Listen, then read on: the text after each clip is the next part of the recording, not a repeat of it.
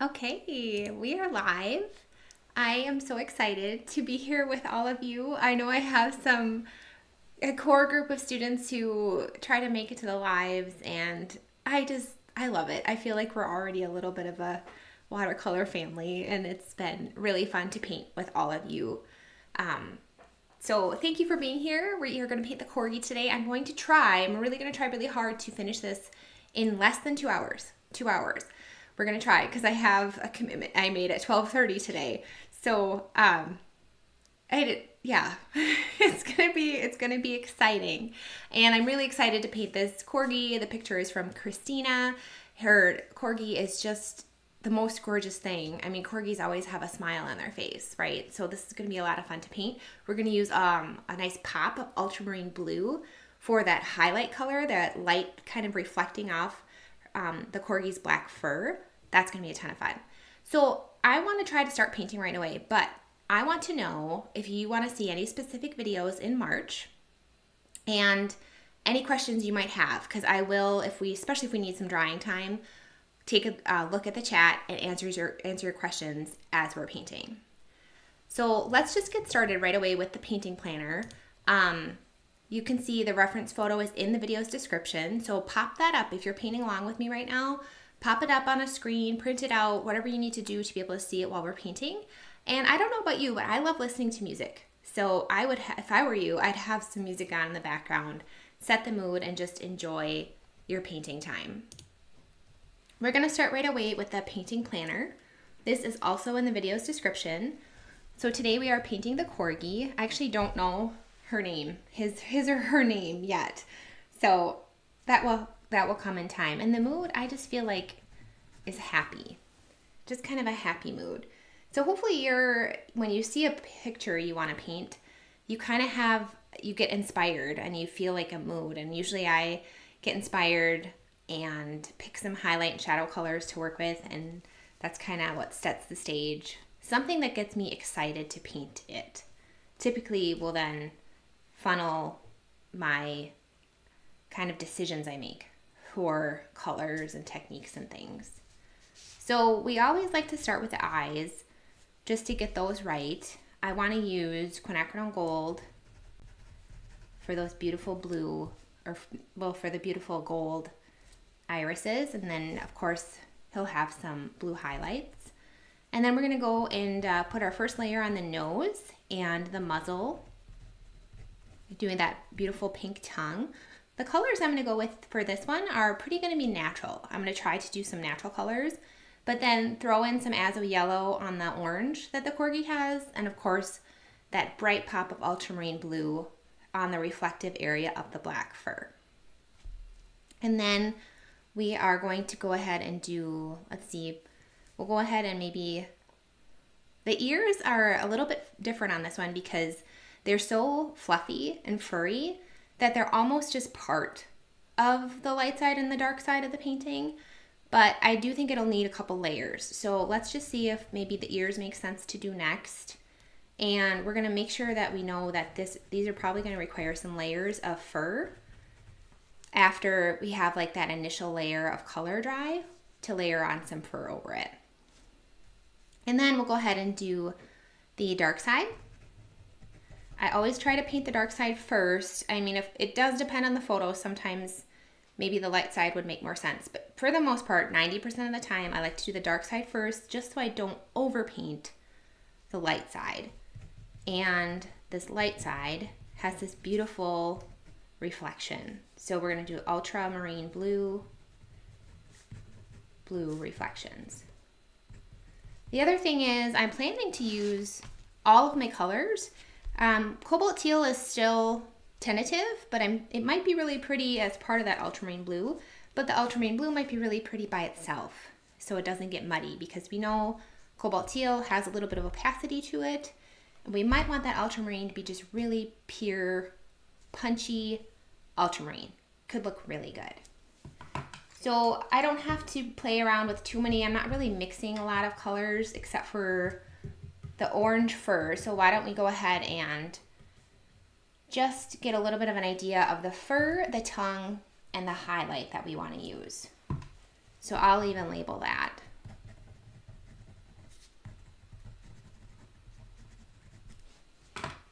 So the fur, obviously, he has black and white fur, which is really fun. It's fun to paint multicolored dogs. But then we're going to also go in and do some of that pretty gold fur. So I'm thinking quinacridone and some Azo yellow will just make some really pretty orange fur. And then we're going to do the tongue. And you can see, if you remember my old blotting rag, oh, it was getting so grungy. It was getting so grungy. So I just got a brand new one. It's just a tea towel, 100% cotton. And it lasts me a really long time. I really like using those. So the tongue will be, there's just a lot of pink in that tongue. So I typically will do pink, maybe some buff titanium in there might look kind of nice. And then I'm thinking some blue purple for the shadow. So our tongue's not going to be that blue. That made it look like the whole tongue's going to be so blue. But there we go. That's more accurate.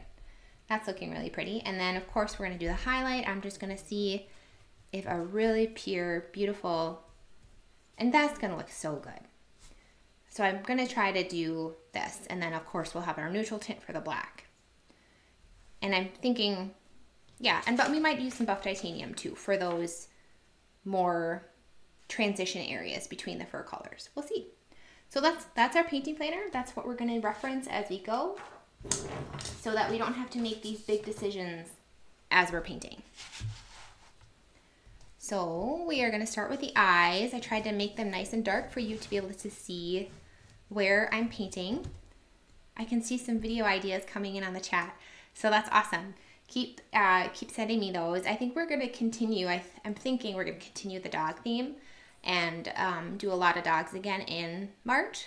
But I know I'm also going to do like a video about size comparisons and probably a couple supply videos, different things like that. But some other subjects, a snowy owl, that's a great idea. That would be really fun. So, why are you so beautiful? Oh my gosh, thank you. That's very sweet. And this is so fun. All of you guys from all over the place. All right, so Highland cow, Arctic fox. Oh my goodness, I would love to paint a fennec fox because they have humongous ears. So I always thought that would be really a lot of fun.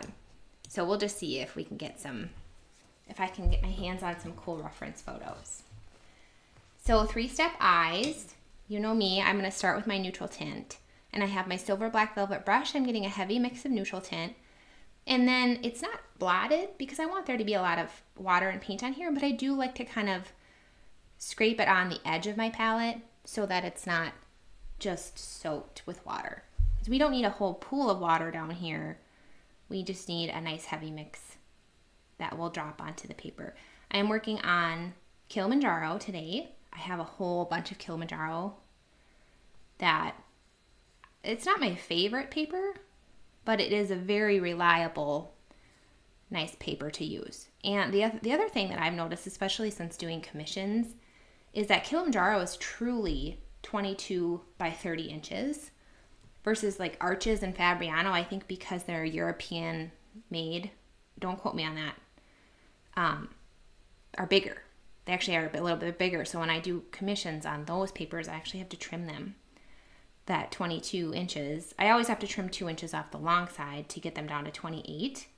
And I do that because 22 by 28 is actually a standard frame size in, at least in America here in the United States, but 22 by 30, you would almost always need a custom frame for that size. So I trim off those 2 inches to make it easier for people to frame their commissioned art. But with Arches and Fabriano, I also have to trim the long edges to make sure it's 22 inches wide, which is kind of funny. The more you paint, the more you know. Just so much beautiful blue over on this edge. Just love it. And he or she, I don't know, has this pretty outline here. And then I have my my round number 6 blue brush that I try to keep for just kind of water only, for blotting or lifting or softening edges. So I'm going to do that here too. We just want to keep in mind our edges as we're painting.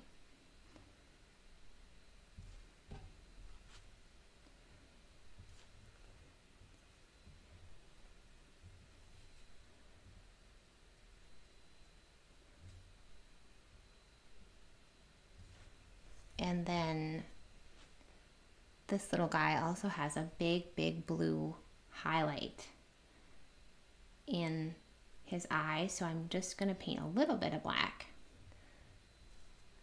because there's not a lot of black in that side of the eye. And maybe a little bit more right there. And then we can do the same thing on the other eye. This one looks like it's a little bit more in shadow, so not quite as much blue on this part. And I tried to, you can also see too, the other thing I didn't, but I kind of wanted to go over, is I wanted to show you my thought process before I start painting. Did I refine my drawing? So of course we've traced it, but then I like to go back in and make sure I refine like the eye, the nose, and the muzzle area, so I know where I'm putting my paint when I start painting and I don't have to second guess that.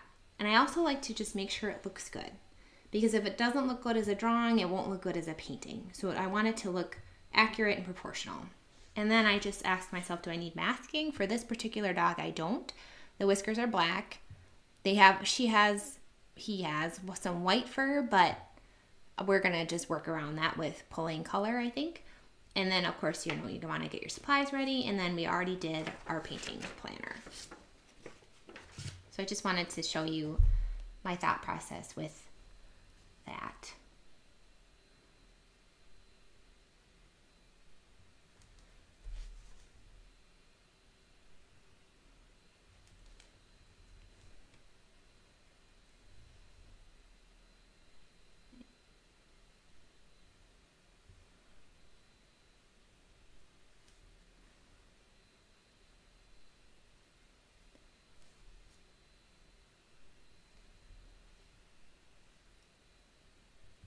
And let's see.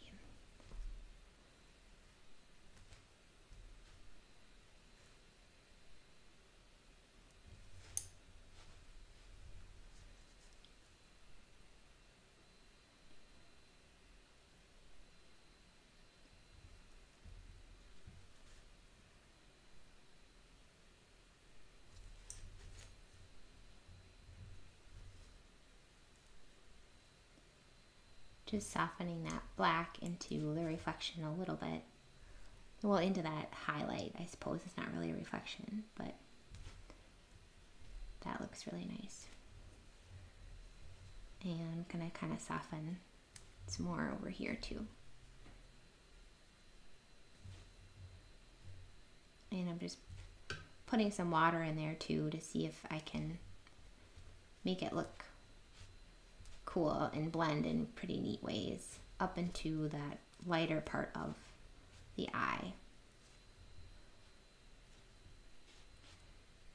Just let that water kind of push the paint around and make it look really cool. And this is, I think, another reason why I have trouble with smaller portraits, is because you just have a lot less space to do stuff like this. So I'm going to make a separate video about that, but if you've gotten some of my recent emails, you've seen that I've decided to discontinue my 11 by 14 portraits and just do 22 by 28, which is the size I'm doing today. And that's because I struggle to get this kind of, the space I need to do the watery, cool stuff that I love watercolor to do. And I thought it was mostly kind of a detail thing, and part of that is true, that I don't have as much room to do detail, but I kind of got around that by using a smaller brush and buying a smaller brush and getting into the nooks and crannies that way. But it's more than that. It's more than that because I am a really watery watercolor artist, and I was losing some of the stuff that I like watercolor to do because it was just too small for me working like that. And then I wasn't excited. I wasn't as excited to paint that small. And I thought, well, why am I doing this to myself? I get to decide, what I want to do and what I want to paint. So I went and fixed that. I don't want to have to deal with that anymore. But a little bit of routines, though, can be great for certain subjects. Like we painted the bunny, and we painted multiple fish, and we've painted the bird. I like to do all of that. I've learned so much from you. Any chance of people portraits? Yes. Oh, then you love the painting of my dad. Thank you. Oh, that was such a fun thing to paint. I did I offered people portraits for a while. They are really fun to paint in kind of a pen and ink style.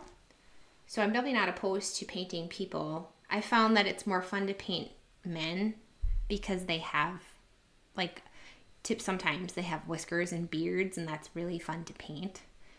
Maybe because then it's more like an animal. I don't know. But so they're fun to paint. And then, but it's also, I had a lot of fun painting kids too because they'll have cute hairstyles and stuff. So I can share more of that, and I'll think about that because that could be a fun thing to introduce to the channel. So I want to let that dry before I add in the reflections and the iris. So I'm just going to do the same thing, but with the nose, with the darkest darks that we see on the nose.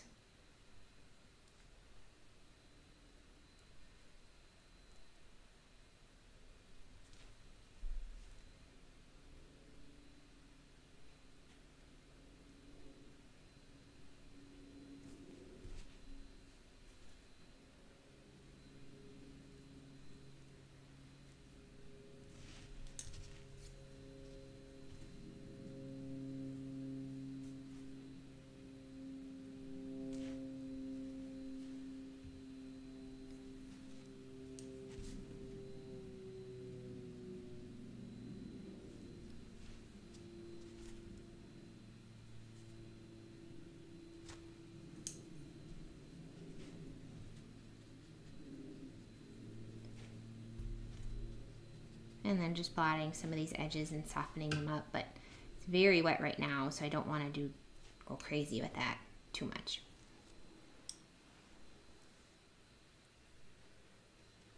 Okay, we're gonna let that continue to dry. You can see the tongue here. I think we should go ahead and just paint the tongue while we're waiting for these to dry. So it's sequential, but also we have to think about drying and the layers that we're hoping to do as well. So let's go ahead and paint the whole thing with water. So the tongue is a nice, easy 3-step process situation where we're going to paint with water. I'm using my 3/4 inch flat brush and not afraid to get a nice layer of water. And I'm going to go almost to that top edge, not quite to that top edge, because we are going to pull some color with our grainer brush to make sure we get that furry edge at the top where it meets that furry lip area. So it's a little bit pooled down here. It's a little bit thinner up at the top. Maybe just evening that out. We want to have a decent amount at the top to pull from with our grainer brush. And so here's kind of where I'll start to grab some of my other brushes for my other colors.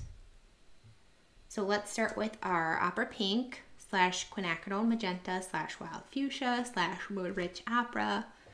A lot of different names for this color depending on the brand that you have. And if you're kind of new joining us here, all the paint and the supplies that I like to use are in the PDF supply list. And you get that for free at paint333.com. So I'm just pulling that around, trying to look at the reference photo. Let's see. That looks really nice. I'm going to add a little buff titanium.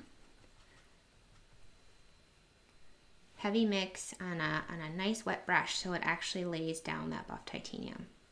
If your brush is too dry, you're going to end up picking up the pool of color you already laid down. And then we'll go ahead and go in. See, here we go. Our purple / blue handle brush. Heavy mix, but I'm gonna not have too much because ultramarine likes to steal the show, and we don't typically need too much. And pretty shadow over here on this side of the tongue. And a little bit of shadow over here. And then what I'm gonna do is come in with my just plain water brush and help that mix if it's not doing a lot on its own. Dropping in water alone is going to help facilitate that to kind of just do more stuff that we want it to do. And I just love buff titanium because it behaves in such an interesting way with like using techniques like this where you're painting on water. And I'm going to just bring it out and make sure I get right up to the pencil line on these bottom edges. So pulling that color all the way around.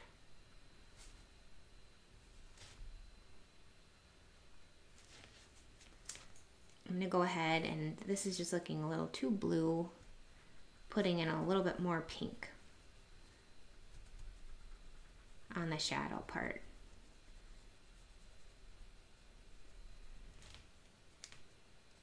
And then I have my buff titanium brush. I'm going to just see if I can drop in a little bit of watery buff titanium.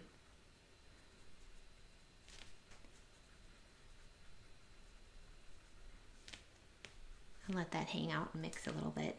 The other cool thing we could try is a tiny touch of yellow. Let's see if I can get a nice heavy mix on a nice wet brush. This is a tiny brush.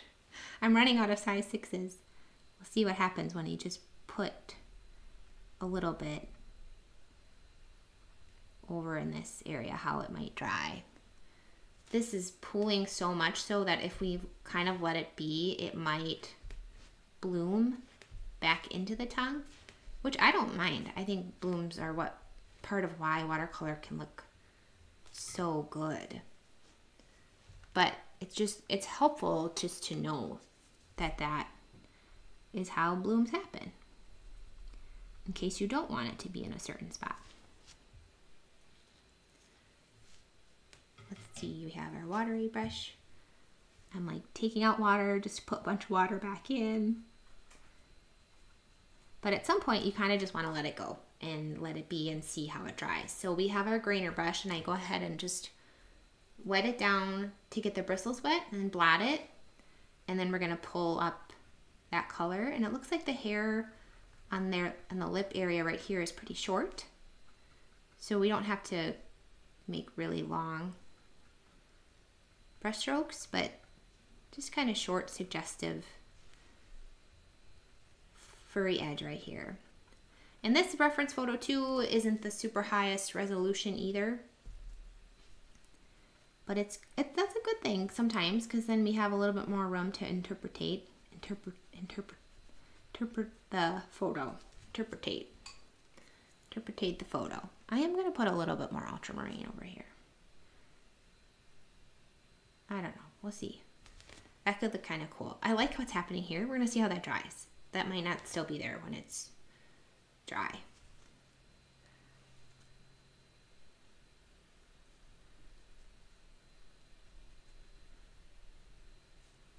And putting more of the darker colors at the top, because there's also a shadow right there. And it's so fun to do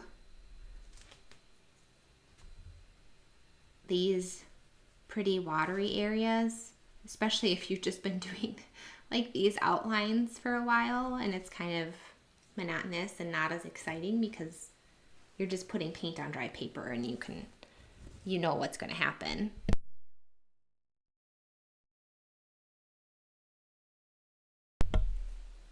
So it's fun to be able to jump around like that a little bit. I gotta think here, this pupil is still pretty wet, so I'm a little apprehensive to... I'm gonna go ahead and go around. I'm gonna mix up a little bit of a purple, and I have some purple right here on my palette. You can see that. And I'm just mixing this up because we're using it in such a small area. So what I'm gonna do, I think right now, I'm skipping around. Usually I do the iris next, but I'm gonna go ahead and put some purple around the areas where I might have like the blue reflection and the gold iris meet, so that we don't get green.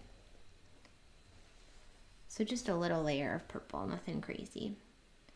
And the purple will look really good too if there's an area in the eye that has a shadow on it.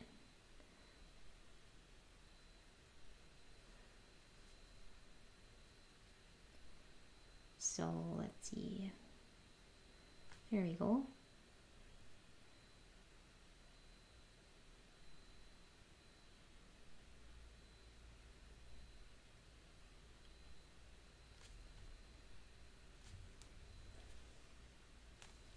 That looks really nice. Let's see, I'm gonna go ahead. Oh, it's kind of bleeding up into that. Oh, that looks pretty. All right, let's see if we can just do that ultramarine highlight. I got a little bit too much on my brush. And I'm going to try not to touch the black up there because that is still very, very wet.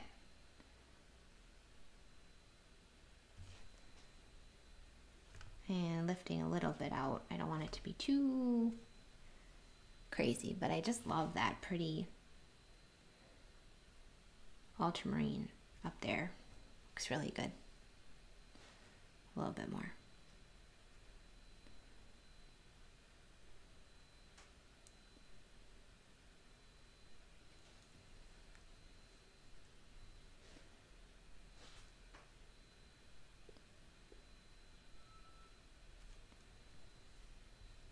And he has maybe a little bit over here too.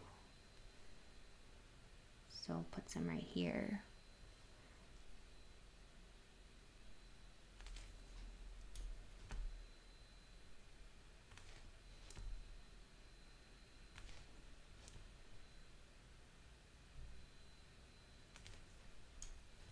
And this one's kind of in the reflection, so I'm just lifting it out a little bit more.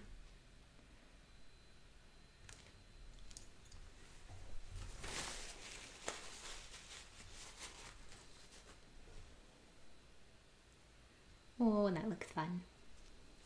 Why don't we go in and just do the nose? I'm going to try to stay away from the black. It did pool a little bit. That's a little... Oh, we have a comment, Kathy. This looks just like your dog, Mika. That, 19 years old. Wow. That's fabulous that you had her for that long. That's so cool. We have Mary who agrees that painting large, yes. Oh, it is. It's freeing and expressive. It's really fun. Watery effects. You can just do so much with it. And June, we are going to be painting a horse. How did you know? I'm very excited. It's going to be all black horse. So a lot of room to do cool stuff with a all black horse like that. We are going to do that. So I will do that in March. That'll definitely be on the calendar in March. The horse's name, it's a commission. Her name's Beauty May. She was apparently just the best horse ever, sweetest. And you know horses. If you're a horse person or you had a horse growing up, you know just how special a horse is and how hard it is to lose a horse when you just develop that kind of bond. And same thing with dogs and cats too. It's hard, very hard when you lose them. They're very, very special. All right, so I just painted with water on the nose here. There's a lot of bright reflective areas on this nose. So sometimes I just leave those alone and I can always come back and fill them in later. And because we want to make sure we have some white reflections too. All right, I'm gonna go in. Oh, we have, okay. With some ultramarine again. Surprise, surprise. And just let it move around.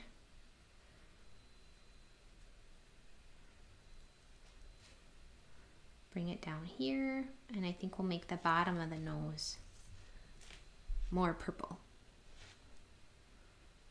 Like a really dark, rich purple. And a little bit over here where it's a little darker on this side. And then I have my plain watery brush here, and I'm just going to, what am I gonna do? I'm gonna maybe let it bleed into around this area in the nose. And then I kind of want to let it bleed over here too.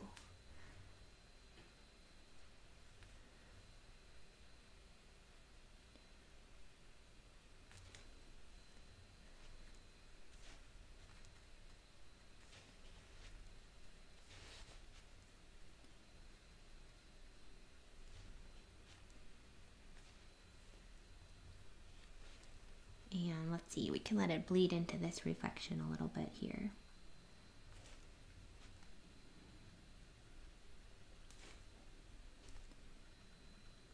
So I'm just dropping some water so it softens the edge and lets it kind of come on in around the nostrils, but it's also kind of pushing it away at the same time because it's so much water.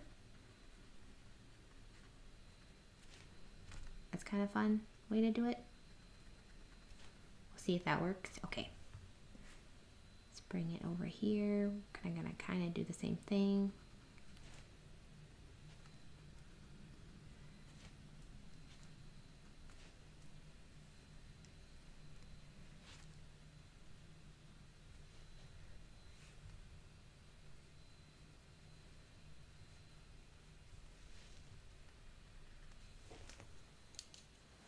I like that a lot. It's really pretty.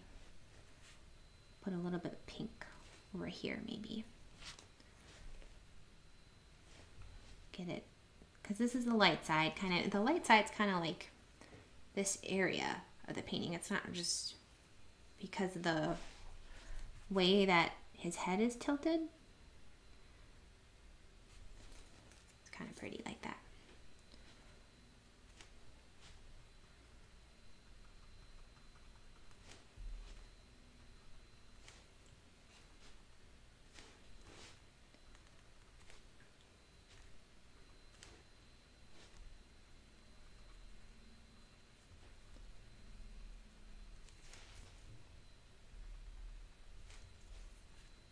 Okay, well, that looks really good.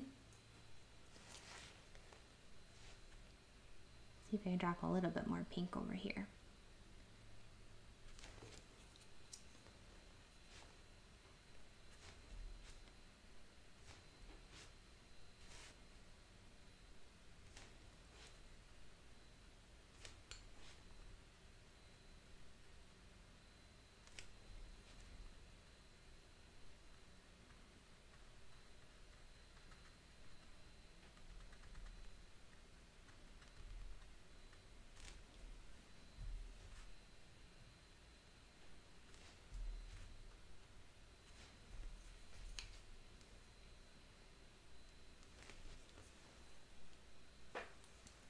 How funky do those eyes look right now? There's always an ugly stage, right? You're like, those eyes aren't doing good. All right, let's grab our quinacridone gold.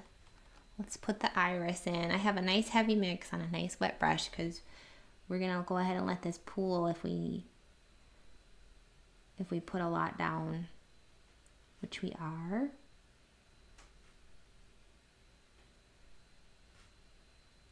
This brush does not come to the finest point, so trying to get it around there.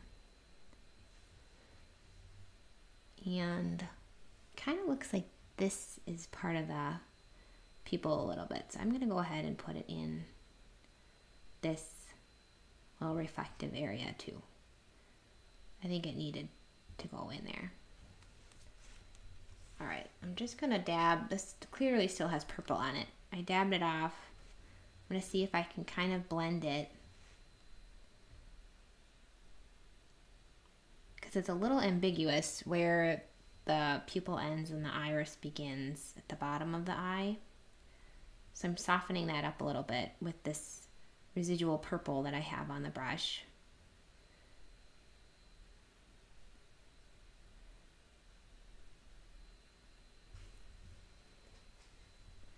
And just adding, let's see, I almost want to get a little bit more purple. I'm going to go ahead and get my water only brush, blot it off, and see if I can kind of just soften it into the outside edge of the eye too.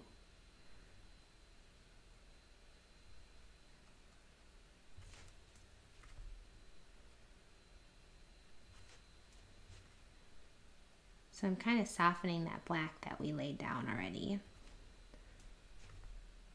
Okay, I like that. And then I'm going to add in a little bit more because we ended up picking up a lot when we were softening those edges. So I'm just dropping in a little bit more of the quinacridone.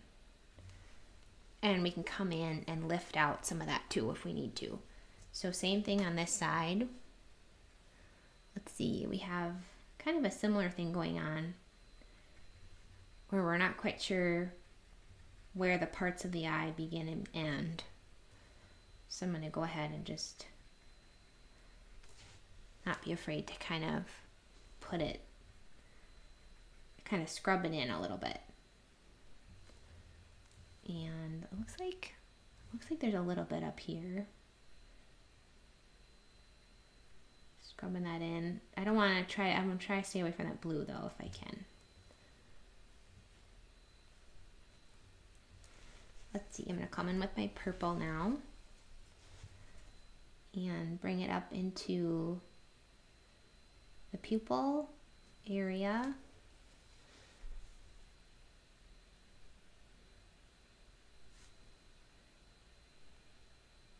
And a little bit down here, soften it out.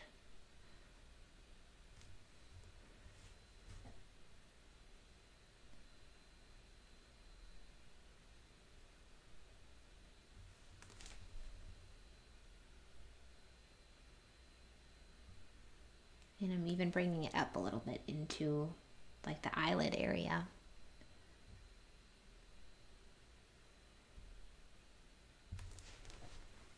And even just doing that like made them look so much better. So I'm just gonna drop in a little bit more. I love how those are bleeding together right there. I think that looks really good. I kind of want to add a little bit more purple, but I have to have enough on my brush that it actually puts it in when I drop it in. Yeah, and it's kind of releasing it in there, so that looks nice.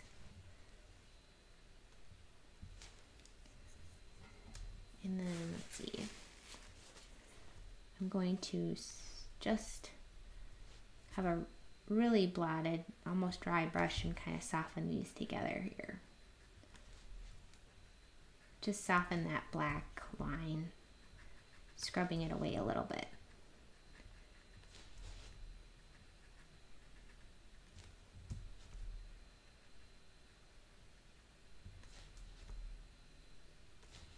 And then I'm going to add, I think, purple. Purple right there would look good. A little bit of purple.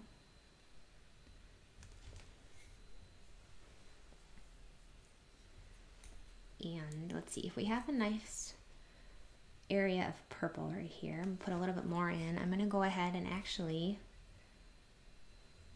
just add water to this area and let those bleed into each other. Because it looks to me like this area of the eye is also kind of dark.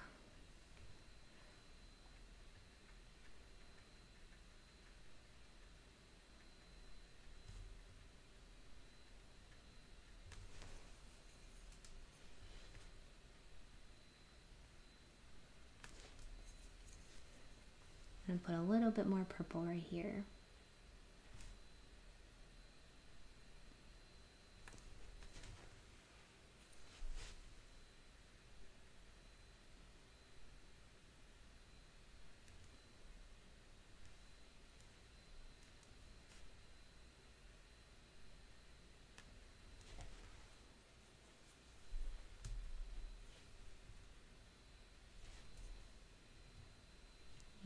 just dropping a little bit of water, seeing if I can push some of that color back up.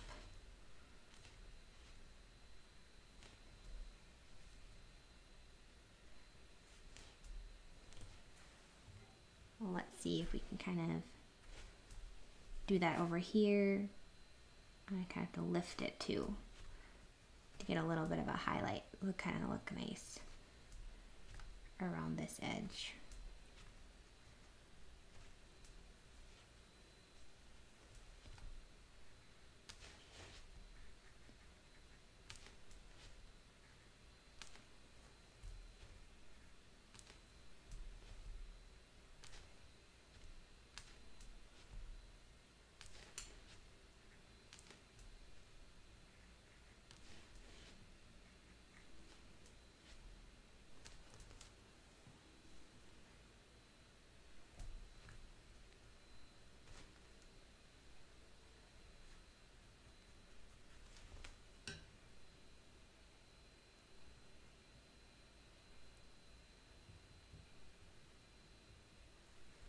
Somebody's hoping to paint their white cat. Oh, that's gonna be gorgeous. I bet. I wonder what color eyes. I love those cats that have like bright blue or even like a blue or a green eye at the same time. Oh my gosh. That's amazing. All right. Let's see. What am I doing? Here we go. Just putting a little bit more of that in there.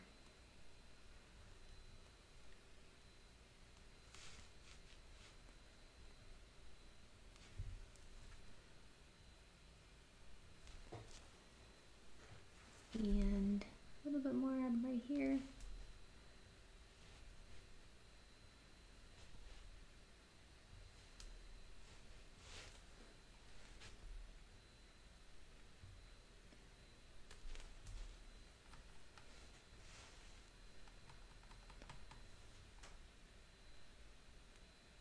Okay, that's looking really good right now. Those reflections are still really harsh, but we will come back and take care of those.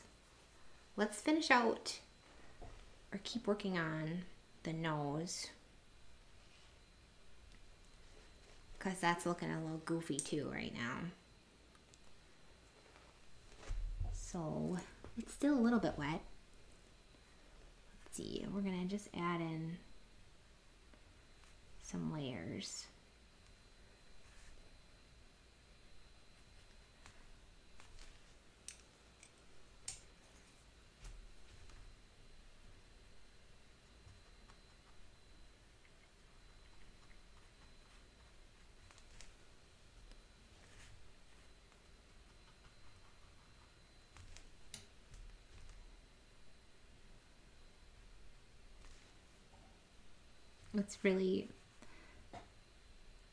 It's really a lot of things are still happening because it was still wet when I added that black.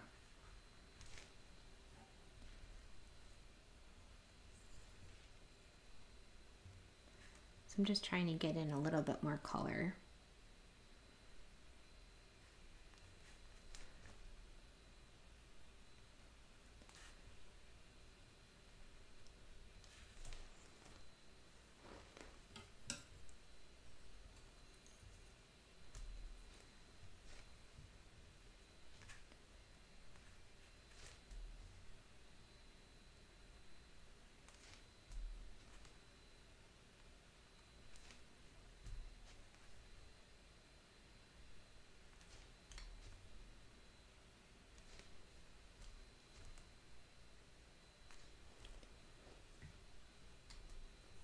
I kind of like this brush stroke that happened right there.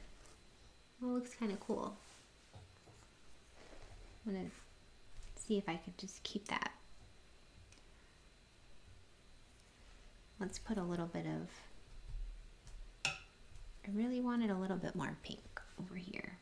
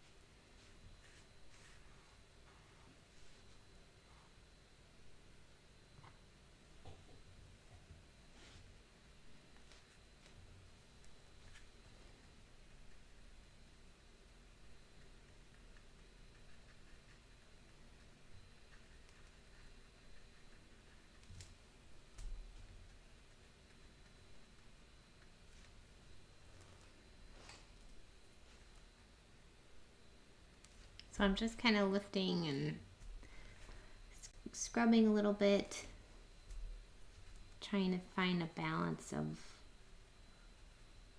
value and color here in the nose.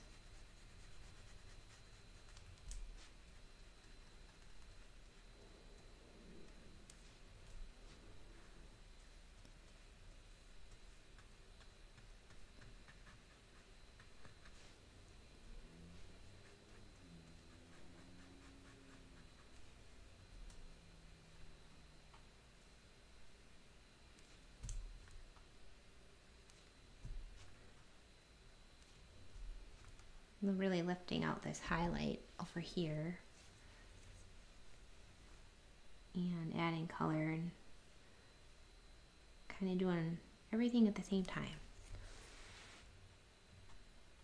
But then you gotta kind of babysit it because it's gonna move around in funky ways.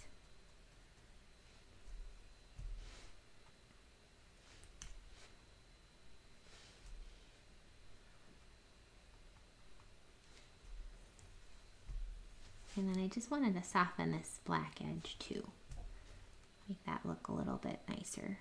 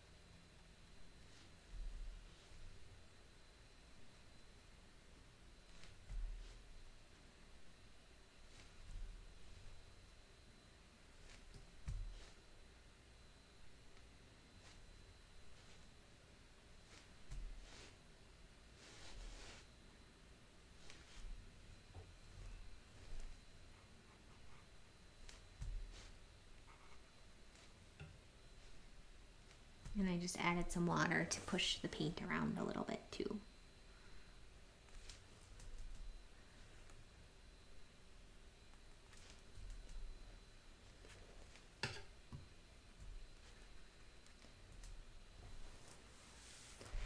All right, that looks good enough for layer number 2.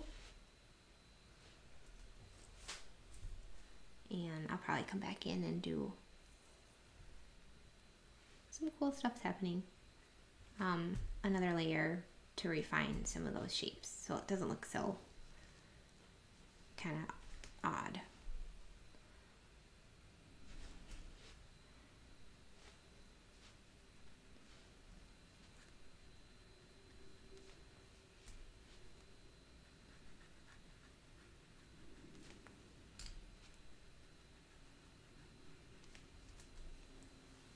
All right, I'm going back to the eye. I'm just gonna see, she has a golden green. Oh, golden green at the pupil. That's, I bet that cat is just so pretty. That's so awesome. Let's see. I'm gonna see if I can kind of soften this into it a little bit. We just want to make sure we have dimension and that kind of shiny look that eyes have.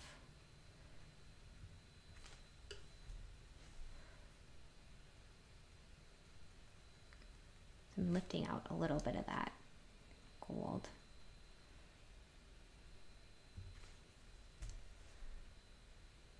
Right in the center of the iris. And then what I'm going to try to do is just soften the existing color that is around that big main reflection. So I'm not going to outline it with anything with like another color. I'm just going to soften it a little bit. And sometimes hard edges on reflections look really good too. so you don't always have to soften it.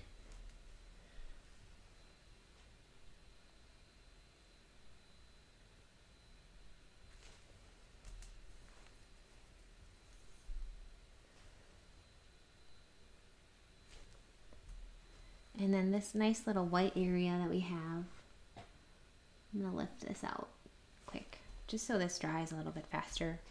But we'll eventually soften that too, but it's just too wet up there to do that right now. Add in a little bit more ultramarine up there. And even a little bit more of the neutral tint.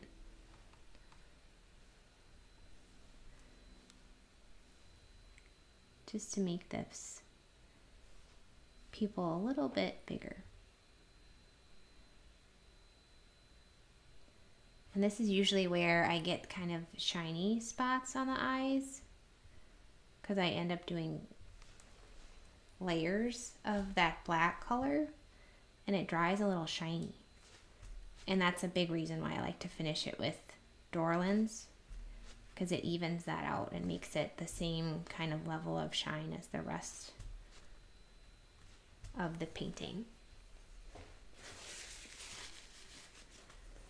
It's kind of bleeding a little bit.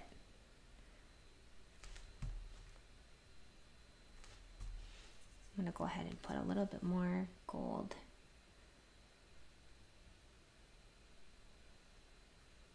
There we go. That looks really nice.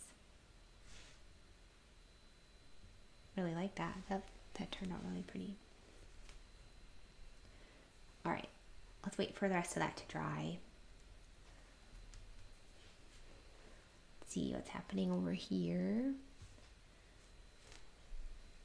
I think this eye needs is a little bit of a lifted area around the top. So we kind of have that here that we're gonna eventually go back in and soften.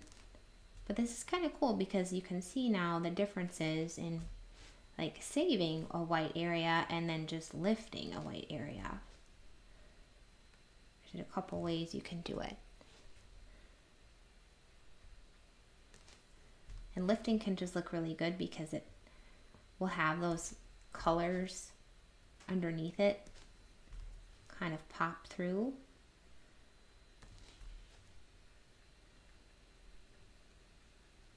And it'll already be a softer edge too.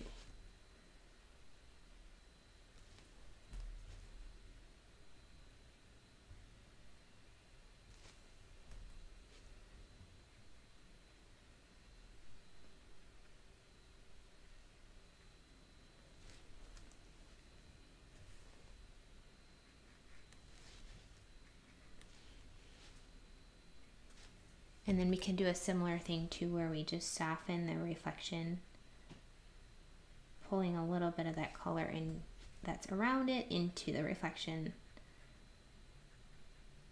to make it look a lot less harsh.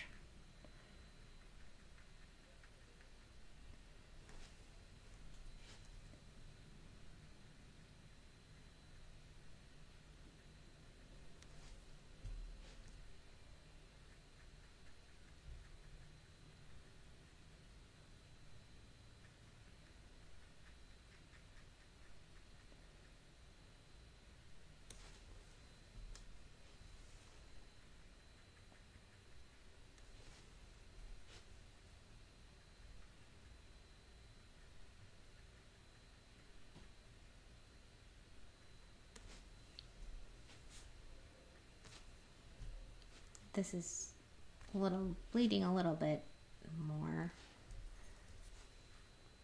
Putting a little bit more quinacridone up there. There we go. I'm gonna put more over here too. Especially because this eye should be a little bit darker than the other one.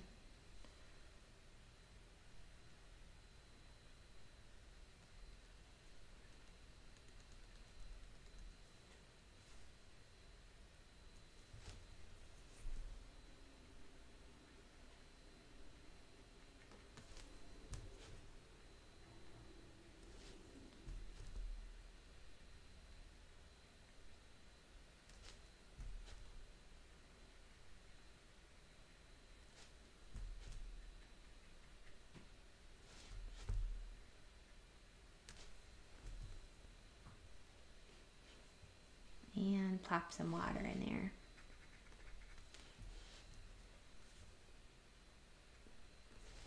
It's cool to see the eyes just get more and more kind of full of life. All right, let's go ahead and soften this edge. So I just have a blotted wet brush. It's very blotted. I'm going to try to do it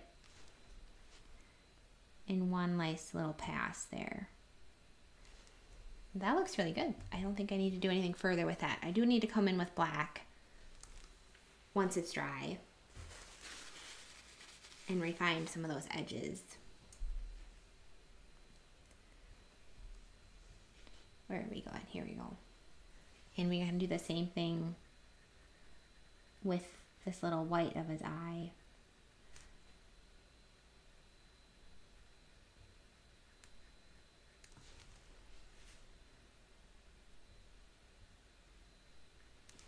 And put a little bit of a pink.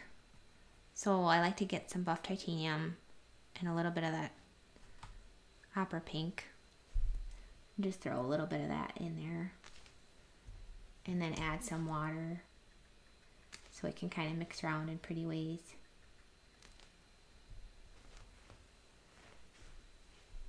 And let's see, do we have this? It feels to me like maybe the pupil is kind of high on that eye. Let's come in with some purple. I'm just gonna see if maybe I can get it.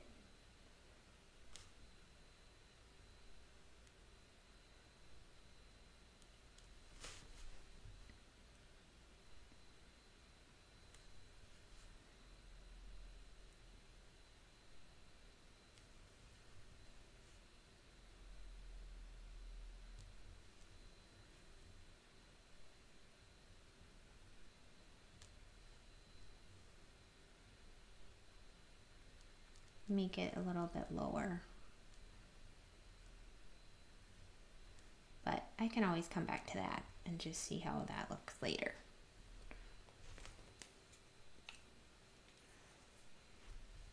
I'm trying to think. This is really soft in here. And then it's got a nice reflection down here. And I want a little bit more purple right here.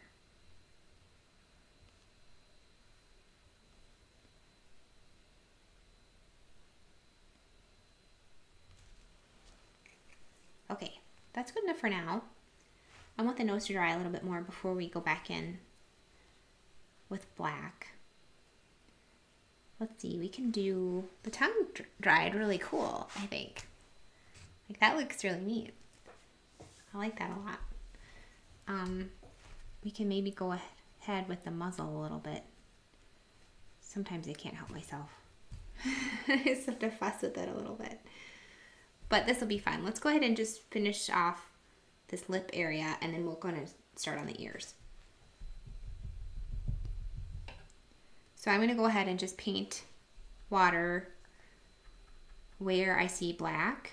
And I'm not going to quite go in to the edges because we can always pull the black into the edge area and refine that while it's still wet. He's got some cute, like a cute little gum line that's a little bit hairy.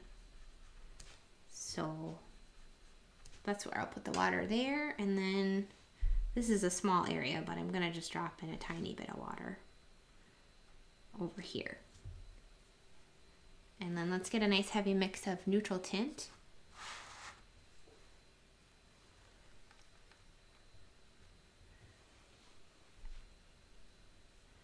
And dip it into the water here.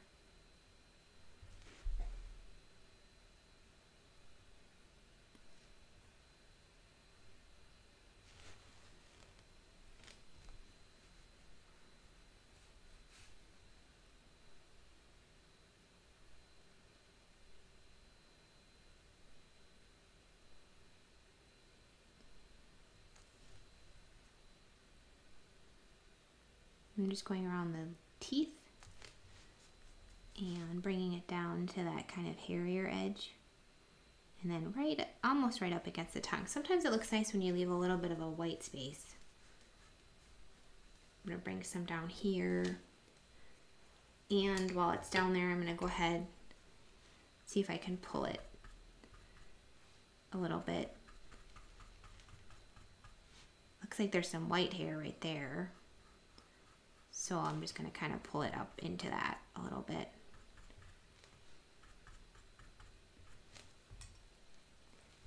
And I'm gonna bring it around up to the top. Kind of has a smoother edge right there, I think.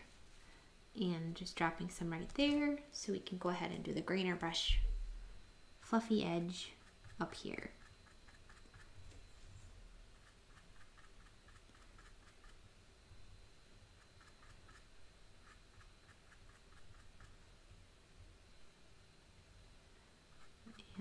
While my grainer brush has some of that gray on there, I'm just kind of finishing off that cute little lip that he has.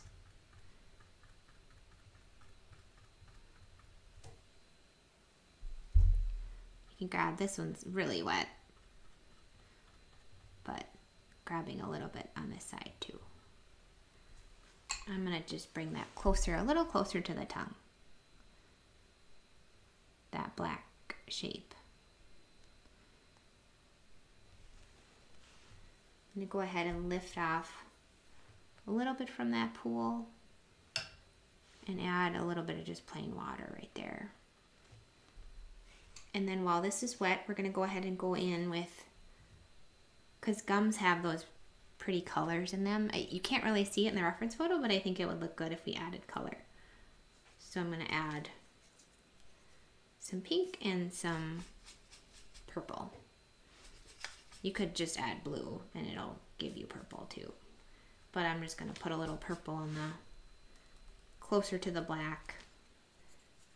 And then even a little quinacridone. Sometimes that makes it look kind of realistic and nice. And then I'm just going to add some water.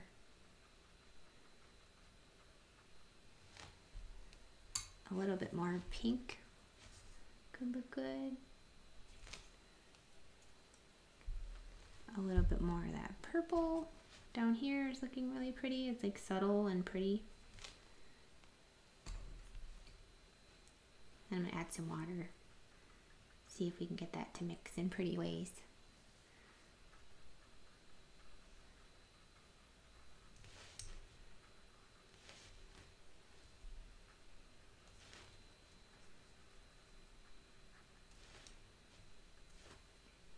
So I lifted some out so it's not too crazy dark.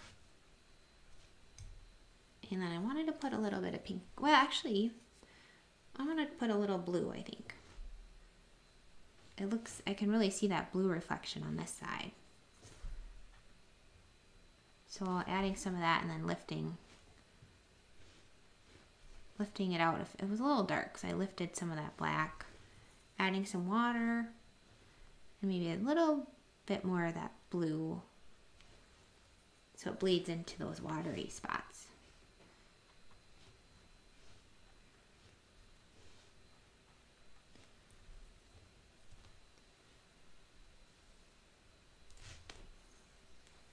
And that color just really gave it a lot of life.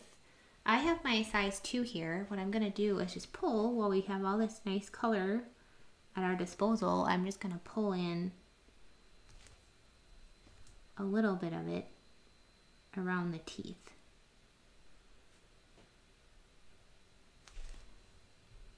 Just a tiny, tiny bit.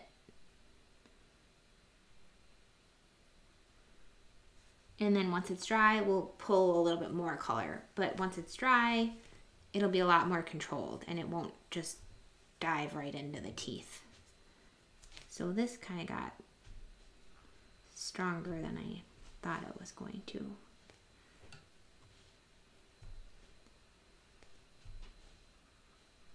So again, how fun is it to kind of jump around in your painting from more kind of stressful areas? I wouldn't say stressful because it's all fun, but it's like you have to be a little bit more accurate on those features, but then you jump down here and you can have a little bit more freedom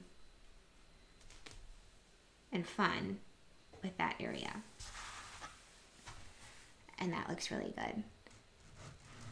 And no, Teresa, you're not late. We're really just happy you're here. So thank you. Let's go ahead and we are going to say ears next. These ears, I'm thinking we're going to need a layer or two. I'm adjusting my reference photo over here so I can see the ears a little bit better.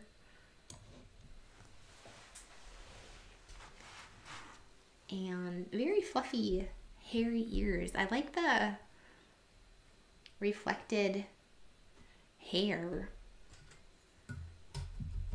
That yellow hair is so pretty. I wonder if I can maybe pull some color to create those. So I think that's what I'm going to try to do. The other thing you could do, you could mask out some of those hairs, but that could be kind of harsh. I'm going to see if we can get away with scraping and maybe some buff titanium. So let's start with the dark side ear so that we can underpaint the light side ear if we need to. So I'm just going to go ahead and go in. I'm going to paint the whole thing. We're just going to go for it. And I'm painting with my dirty water so you can kind of see where I'm putting it. And I'm not going to go all the way out. We're going to pull color for the hair that's extending past the main ear shape. And I'm actually kind of just putting it mostly where the black is. I'm putting it all over. There's gold here, but our quinacridone gold will push that. It's quite the bully, as you saw here. It just pushes other colors. But I'm going to save maybe this one to put some more quinacridone gold at the top. We're going to see how it goes. Let's just go crazy, go right in with our neutral tint. Heavy mix with a lot on our brush. We're going to need a lot on our brush. It's going to be a wet brush so it actually lays down color instead of just picking up the water we put down. Now this would be a scenario where I would be a little concerned to use like a brand like Core because it spreads so much, and you can kind of see the neutral tint is pretty much going where I'm putting it, even though it's going into this huge pool of water. So I learned that after testing out Core, that I really like that neutral tint does that. That it basically kind of stays where I put it. For the most part. Let's go in with our pretty pink color. Heavy mix, nice wet brush, and we have some pretty pink right here. And then quinacridone gold. Now, this is somewhat risky business because I know from experience that quinacridone gold and neutral tint, when they combine, they make green. So what we might want to do maybe before we even lay down that gold is give ourselves a little buffer of purple. So I'm making a little purple mix here so that I can get a nice, here you can't see that, there we go. Nice mix of purple that I want to kind of put next to where I'm going to put the gold. If I can get away with that.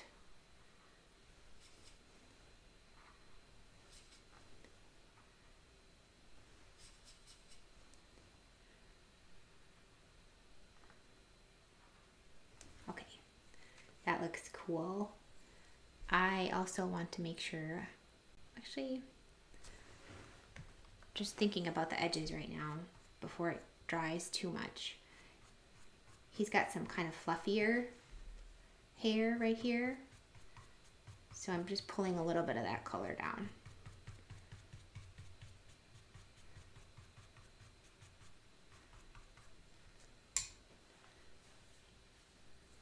But this kind of extends into his face. So I don't need to really worry about that edge too much. Let's just see what happens when we go ahead and put quinacridone up here. I want to put a lot because I want to pull some of that color too. Right next to the purple. And you can see it is quite the bully. It's really pushing the other color around. And I found for some reason it seems to like dry really fast when you put it on there. So I'm going to pull some of that color with my grainer brush. I'm going to actually get some of that azo yellow too. Drop it in. But I'm going to be careful with that azo not to touch the black if I can manage.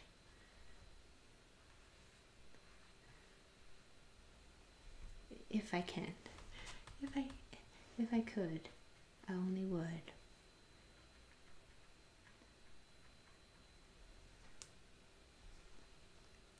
I like those little hairs right there. There. How cute is that? Okay. Get a nice wet brush right here, and then we're going to try scraping. See if that will allow us to do that.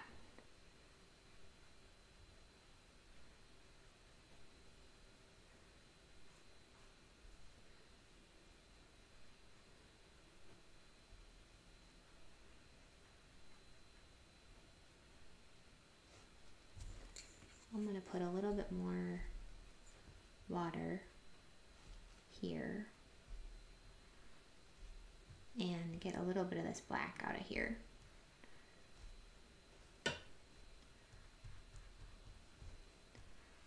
And we're getting a little bit of green. It's not bad. But I'm going to come in with some more purple and see what I can do for that.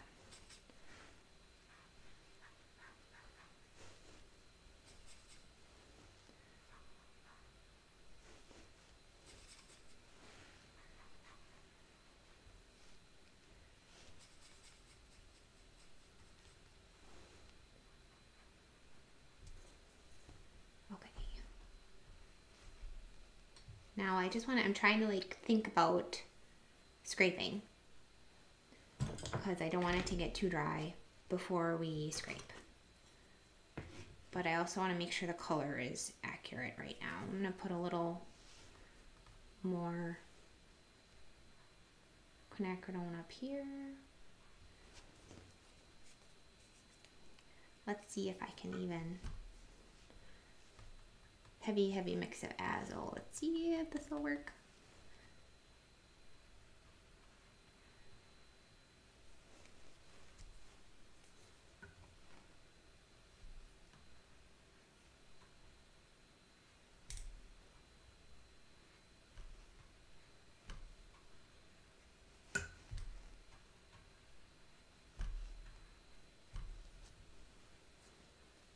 That's pretty. I love this little pink action that happened.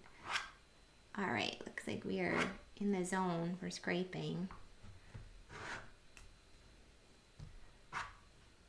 At least in some areas.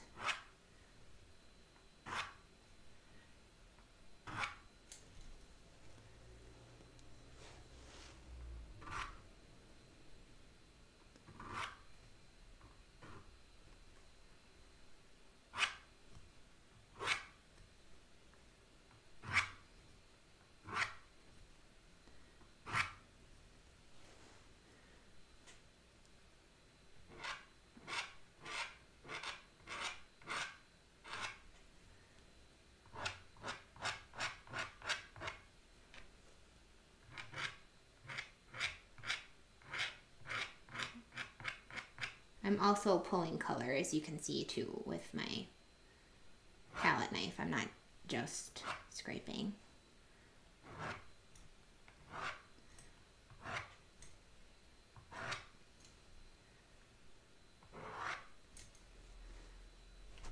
I'm gonna maybe add a little bit more purple up here. Kind of like how that purple's kind of showing through in these areas. It looks really pretty.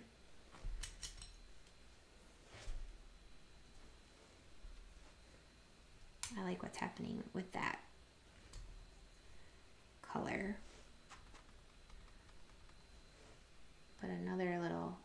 swatch of pink.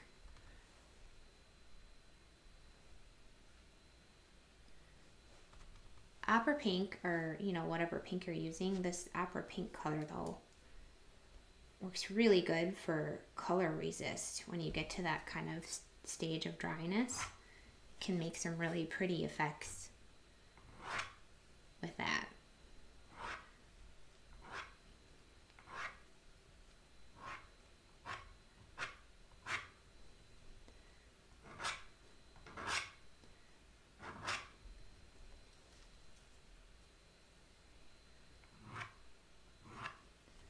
I didn't use buff titanium.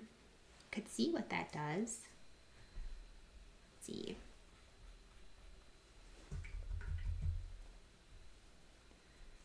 Maybe I'll try it with my grainer brush.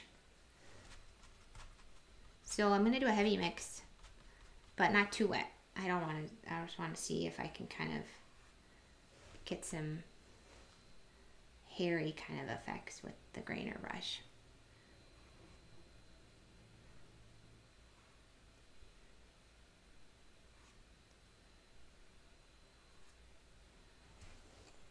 And then maybe, oh, look at how cool that looks. Soften it in a little bit.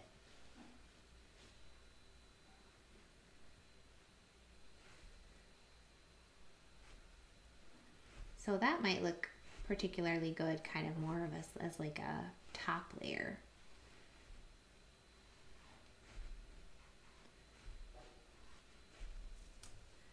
I don't want to forget if there's any other area I want to scrape.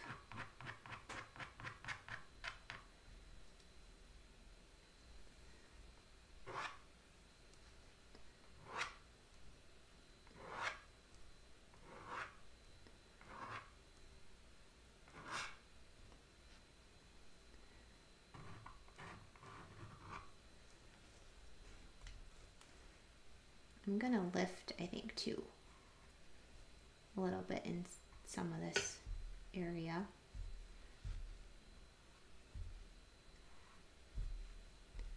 And that looks really nice, giving it a little dimension.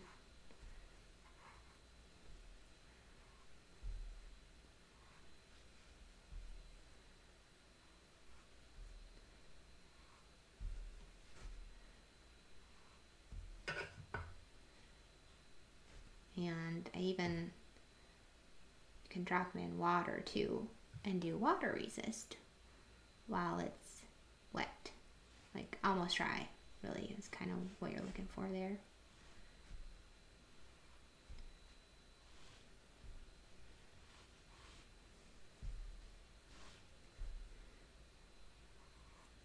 So now we're just kind of babysitting it a little bit and seeing what might look good as it's drying. I like how buff titanium kind of muted it a little bit. That looks really pretty. Thank you, Lynn. Yes. You can, don't forget to like the painting. Thank you. That is such a nice idea. But yes, if you have to go, I mean, you guys have, you know, your own things you have to do. But I appreciate you spending any amount of time with me painting. Especially, I mean, if you just love painting, it just fills you up. So time spent painting is not wasted, even if the paintings don't turn out, because you always learn something.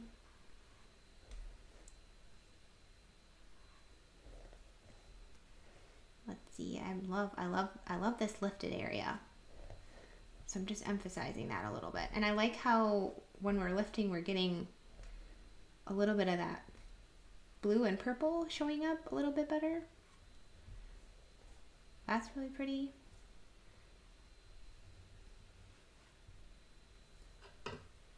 So now I'm just kind of doing a little bit of water resist too.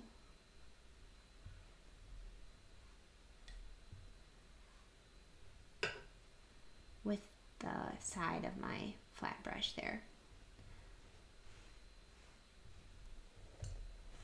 That turned out really pretty.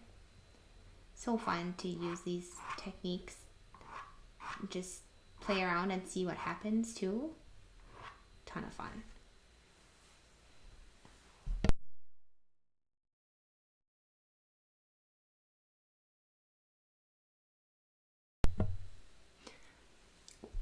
So if your colors are not staying vibrant after it dries, it could be a supply issue. It could be like your paper or your paint. If you're using, 100% cotton paper and a good quality brand of paint, it could be that you're not using enough of it. So you can see I use a lot of water, but in certain scenarios I also use a lot of paint. And my rule that I probably don't say enough, because I'm kind of just saying it in my head, is to put down more paint than you think you should, because it will dry lighter every time. It will always dry lighter. So all this is drying lighter than what we initially put down on it.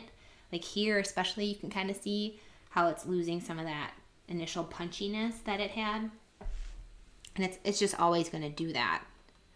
So you got to put down more than if you think, oh, that's perfect, then put down another layer of that, more than you think you need, because it's going to dry lighter. And then the other thing that I like to do is I finish it with Dorland's wax medium, and that really does enhance the colors. It looks really nice.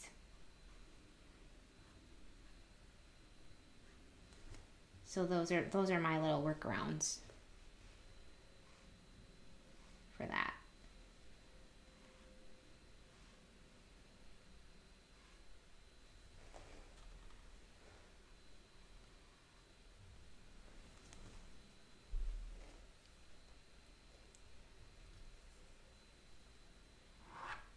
And I don't want to do too much scraping, because sometimes even scraping can be a little harsh. We're at a cool point where we could do color resist and water resist. We're at this level where it's almost dry. It's kind of fun to do it in a way where you're almost negative painting around those lines that you just scraped out. So with color resist, you're just using a really heavy mix on kind of a blotted brush, enough where it'll lay down paint but not like just saturate your area.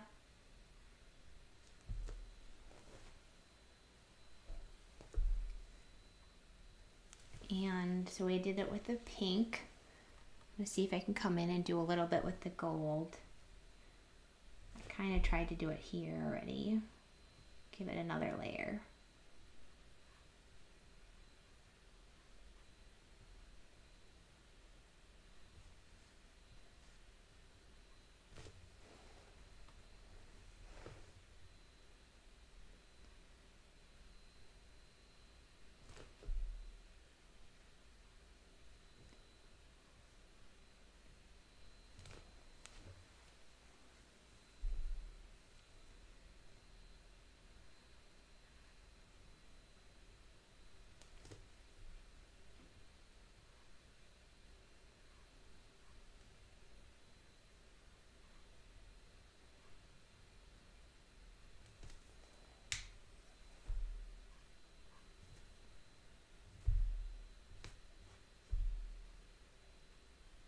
So I'm just refining the hair on the side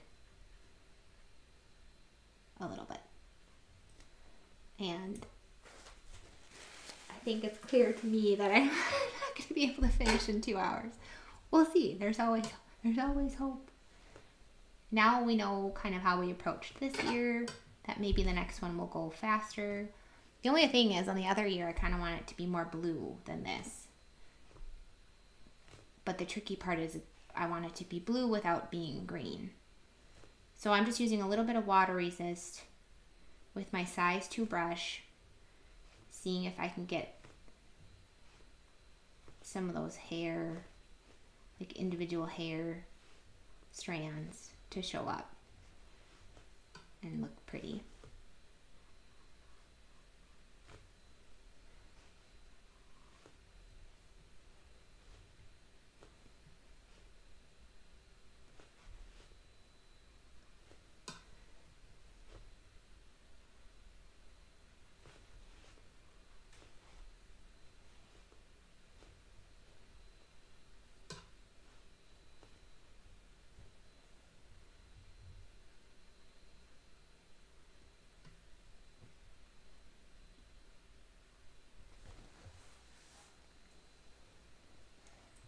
really like that. That looks like a lot of fun. It looks very watercolory in like such a pretty way. I'm just adding some water here, softening these little bits of white that we left. And this is something you can do too once it's dry.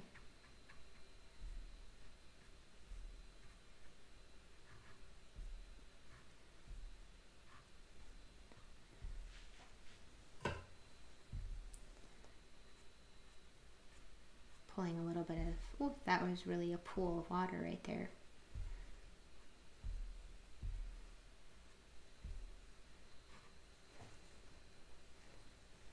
That looks kind of cool though. I like that. I'm just going to pull a little bit out more because I think more of that's going to spread into it.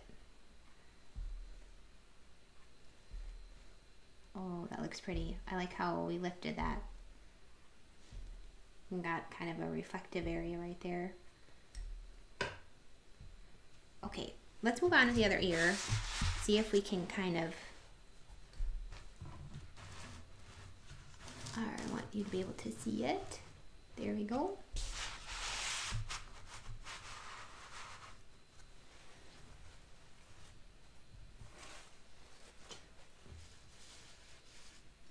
All right, so this ear is... Thank you, Robbie. Yes, this Corgi is really a lot of fun. Okay, so this one has a little bit less color, a little bit less yellow, but it has some pretty reflective hairs over here. I want to see if maybe I can just pull color for those and make it really pretty. So I'm going to just go ahead and I'm going to keep this one, I think, purple and maybe some buff titanium. And then that way we can avoid green. So I'm going to paint where I see black on the ear. Not quite as much as we did on the other ear, just because this is the light side ear. And I just kind of want to connect these, but with more of those abstract hair type shapes. Okay, let's do our neutral tint. And just putting this down where it's the darkest darks. I'm kind of tapping it in too.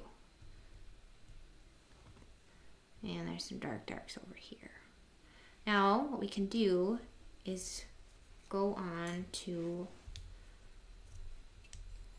our ultramarine. Putting this in there. Those shapes.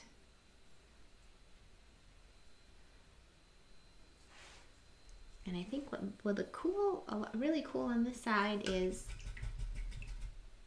buff titanium. So I'm going to put some of that right at the top edge, where we're going to kind of be pulling color for the hair that's right here. And I'm going to put some over here too, because then we also, our last little color will be opera pink right here. If we can get that to show up. So let's use our grainer brush. Where are we with that? Here we go. And I have it. It's just wet and blotted. This is really wet. Really wet. So start slow. And see if we can kind of just grab just the barely the edge here. And make those hairy shapes. This hair goes out quite a bit. I'm going to get a little bit more water on my grainer brush.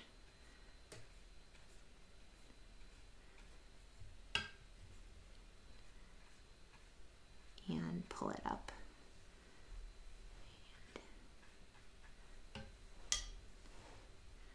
I love the little hairs right here. They're so cute. And it's kind of chunky and wispy, so I would say get a mix of brush shapes if you can, wispy and chunky. I'm even going to kind of move down a little bit and pull some of that hair down here. Just blend it into the body right there. And I kind of want to blend it a little bit here in some hairy shape. A little bit of a hair shape on the bottom too. And there's hair over here again. This is very, very wet, so I'm trying to be conservative with how much I'm grabbing with my grainer brush.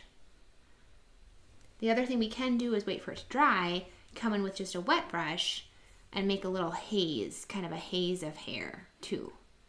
And we don't need to completely paint everything we see, because it's good to be suggestive too. So that's kind of it. So how fun, because this year went much faster than the other year did. So I'm just adding a little bit of water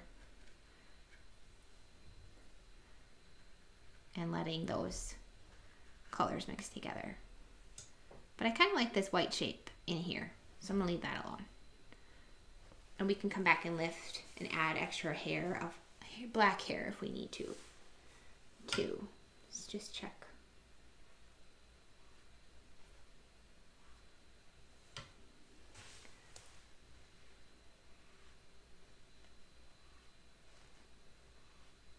Maybe we could get away with lifting some hair if we wanted to from this side.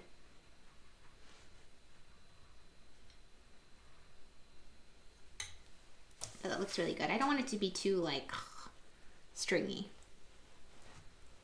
All right, now I'm just gonna see if we could just do a little bit of scraping.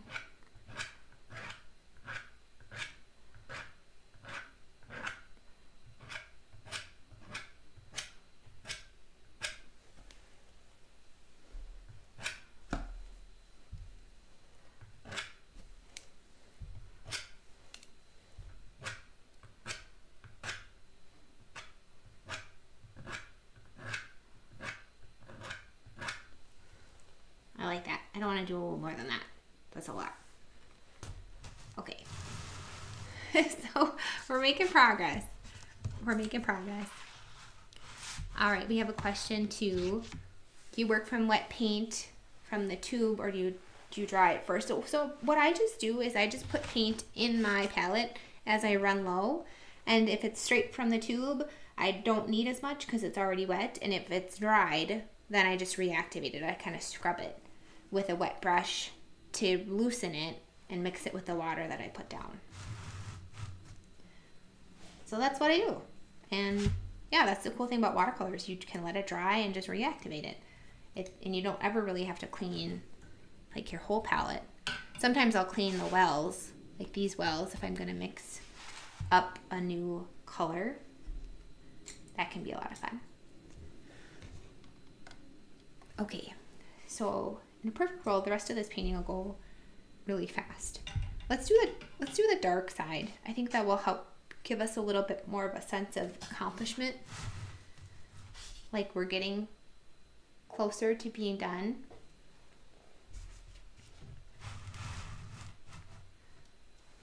And I'm getting my reference photo kind of in place.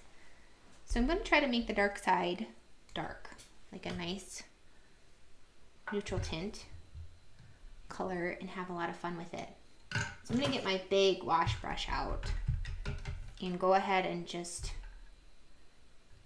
put water on the dark side where I see the black color. And again, kind of not going quite all the way to the edges, and making, you know, it somewhat of an organic shape.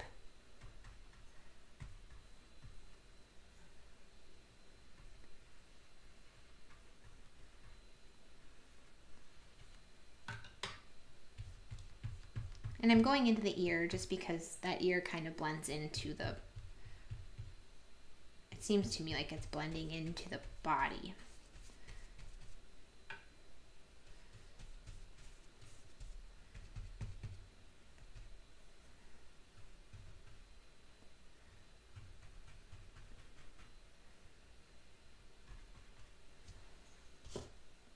And I'm going to take my bigger flat brush, just because this is such a big area of black. And I'm just going to put it down where I see the darkest darks.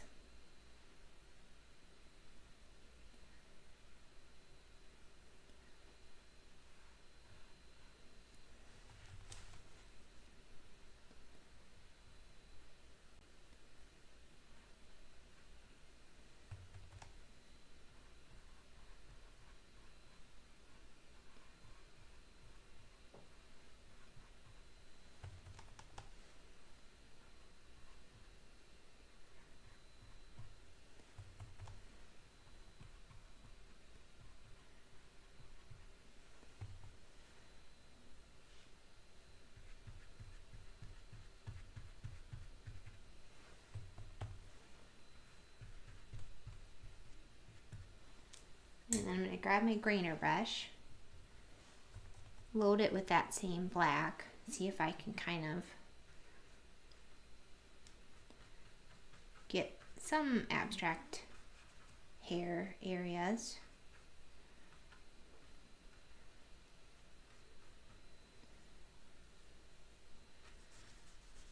I love sometimes, I hope you can see that, like having visible brush strokes that you can tell it's like that's not really accurate, but it can be so pretty.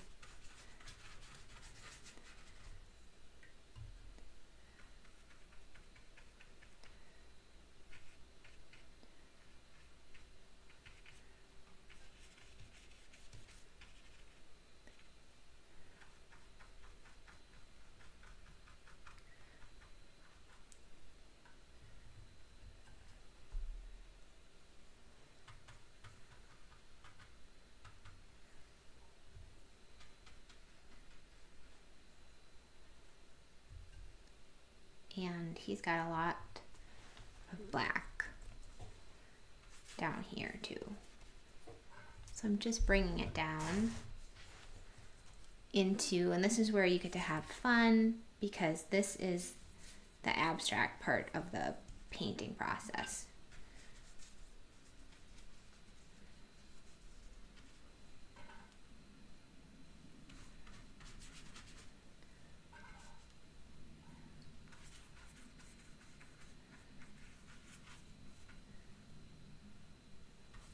And he's going to have blue up here, but I think a little bit of blue could be fun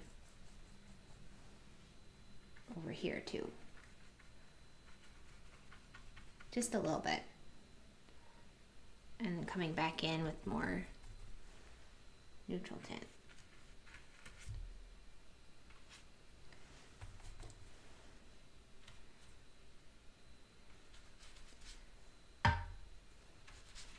And then sometimes you'll be able to see this bottom.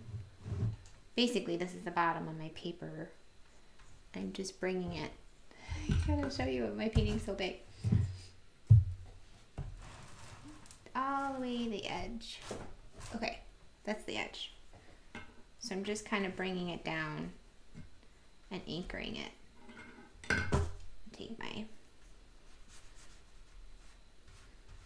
there we go.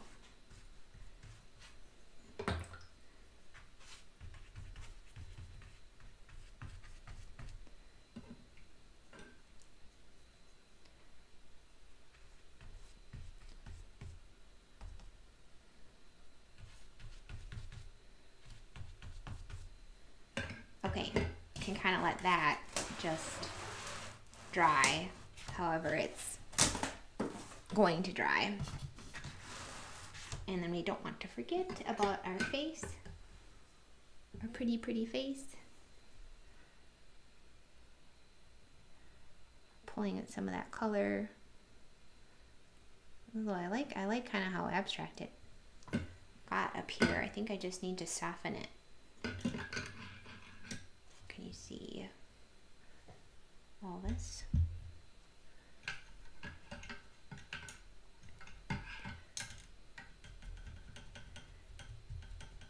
Yes, the random brush strokes It's just so good. It's such a great antidote to painting tight, because we're painting tight and controlled up here by the face. But if you can kind of let go on the body, and that can just look so beautiful. So I'm just softening. This is a little harsher on the eye, so I'm kind of softening that in a little bit. And in general, she's just got lighter fur around the eye too.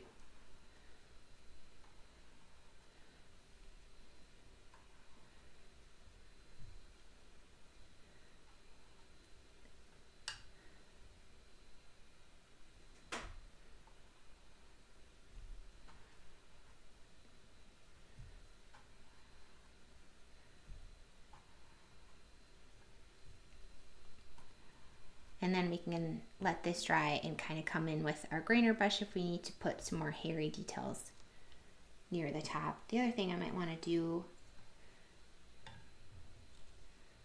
is, I think, purple. Let's see. I'm going to mix up a little purple and just see if we can add in some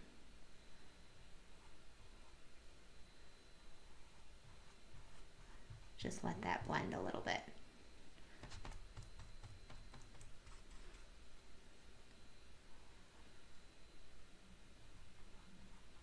Blend into the ear too.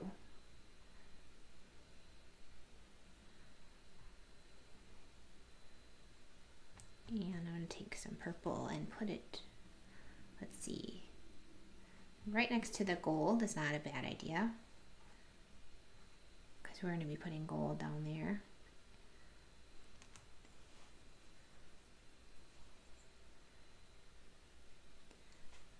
And maybe a little bit right here too. And then going in and softening that up a little bit.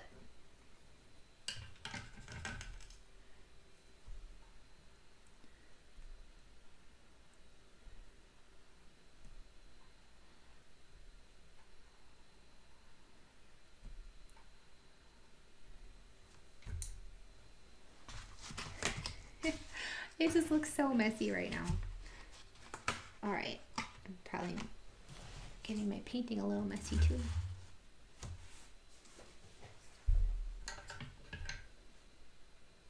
Okay, now I want to all right, there we go. Kind of have it so we can see the whole thing. What could look cool is he's got some white hair. All my brushes are in here. Is to maybe just a little bit of blue, a little bit of neutral tint, a nice watery mix. I'm just gonna see if I can kind of suggest that white hair a little bit and kind of cover up the pencil lines and soften it into, and we did this, if you watch my white dog video, we tried to do that. This is kind of how I approach white dogs, and so I'm doing it here again with the white fur, is I'll have a nice grainer brush edge with these little chunky areas of fur, but then I'll soften one of the edges into the fur area. And that's a cool way to do it.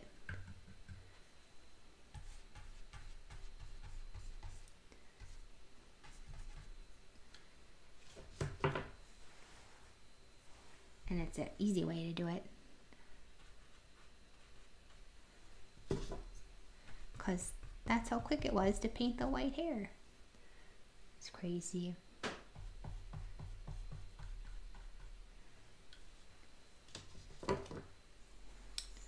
Okay, we still have that muzzle to do, and that always takes a little bit of time.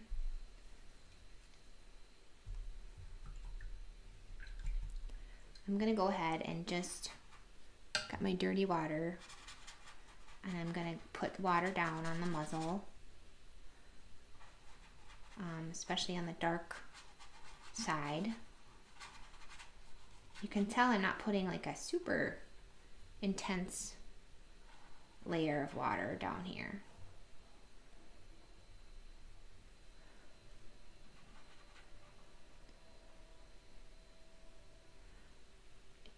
And yeah, let's just do it. The cool thing is you don't always have to paint where you put water because it should just dry clear. So if you put it somewhere where eventually you're not even going to paint, it's not really a big deal.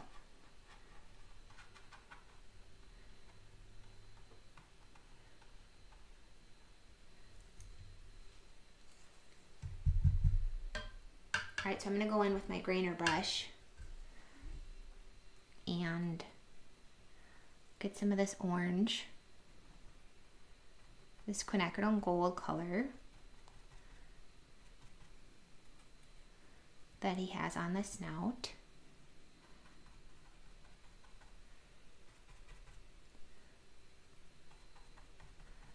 And that's really, this is really, really happy I put purple here. That is very good.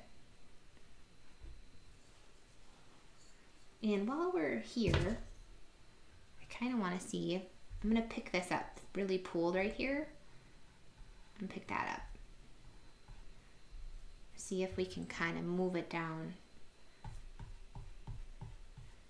Some of that pretty orange color.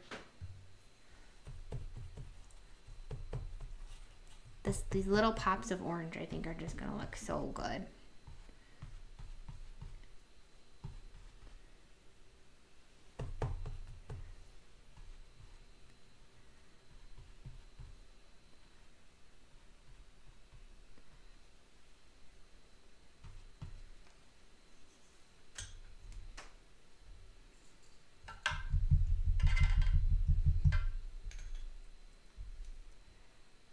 And I'm going to soften this top edge.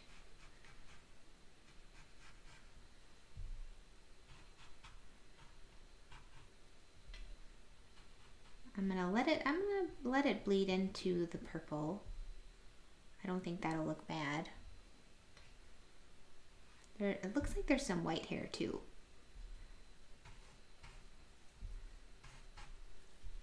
So maybe even a tiny bit of buff titanium.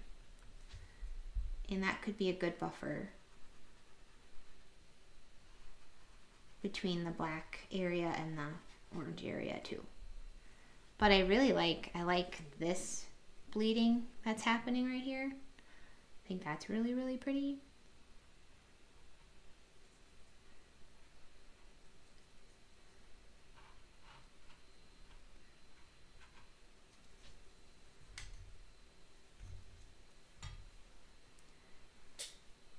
I have a lot of brushes.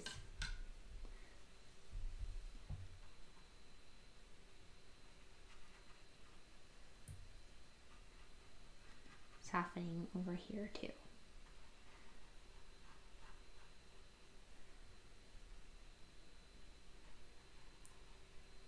I like that. Looked really cool. I just like what's happening. I'm gonna let it go and we can do another layer later. So this got pretty dry. I'm just gonna add some more water.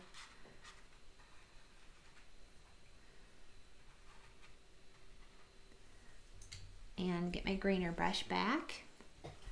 Oops, I have gold on that.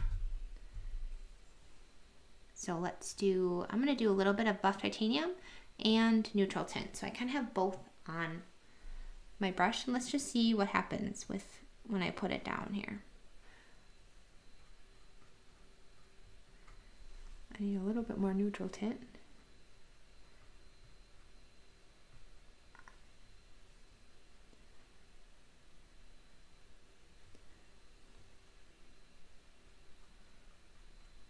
I'm going to do a similar thing where I just have my brush a little bit handy to soften things if they get a little too intense.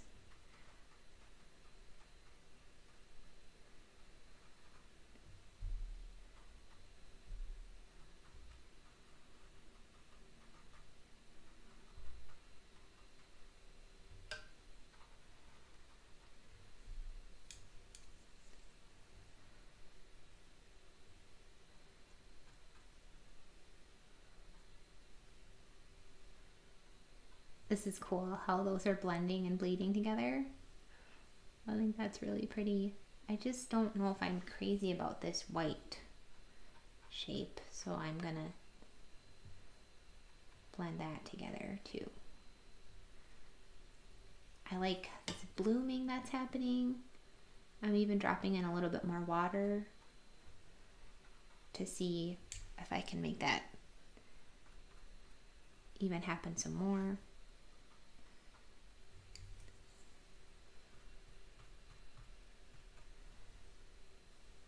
I like this.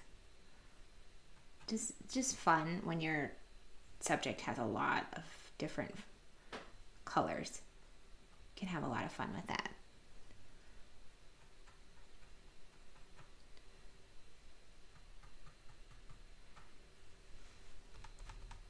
Grabbing a little bit more buff titanium too.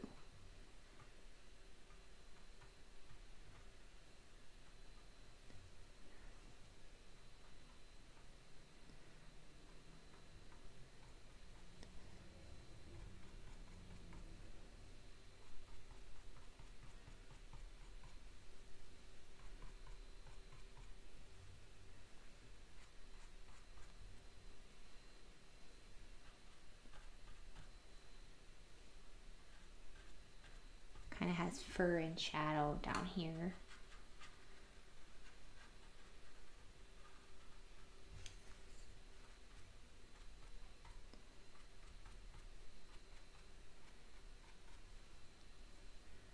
And I'm going to grab a nice big buff titanium, see if I can get that. That looks really cool. And he's got some up here too. This part isn't wet, but this really filled in. We were trying to lift that. You can just see how all that color just came right back into that wet area. So I want to lift that a little bit more.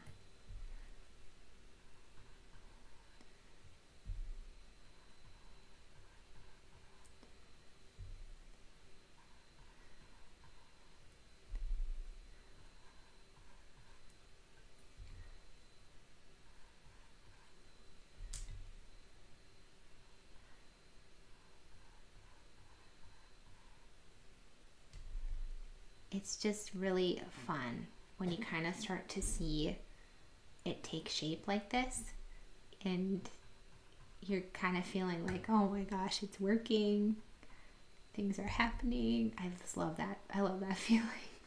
Like, we're gonna make it. I still feel like it's far away from being done, but it's really turning out beautifully. A lot of color in a fun way. It's a lot of color. I kind of want to move along to the light side, and we can come back and do more layers over here. So let's focus on the orange that we see in the light side area. So we have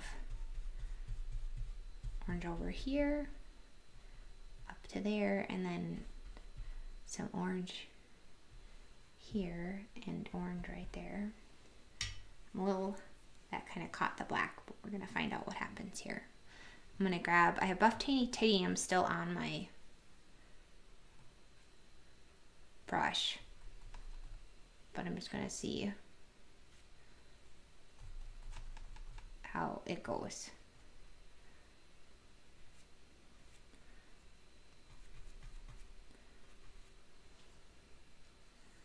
I'm gonna blot it a little bit. It's got a lot.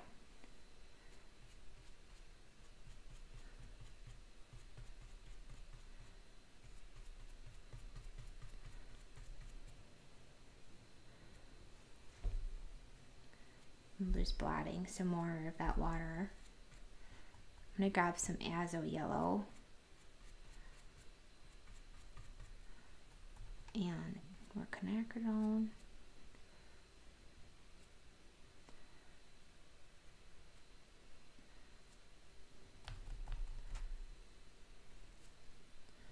And I kind of want to put some purple, a nice pink purple, and pull a little bit of this black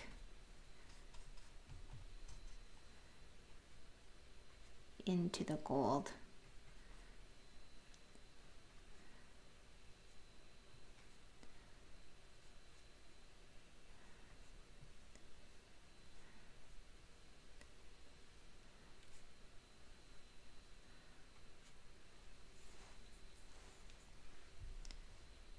That looks really nice.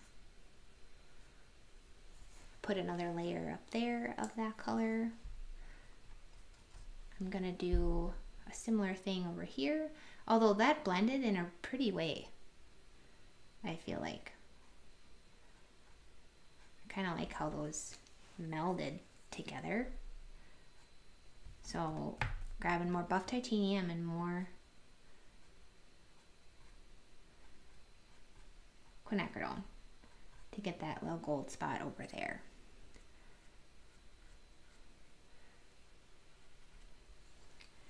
And then I'm going to come in with my purple again to make a little bit of a buffer because we wanted this blue. So I'm just adding, let's see, this is kind of white and I didn't leave that very white. So I'm going to put in some water and then I'm going to see if I can lift some of that off.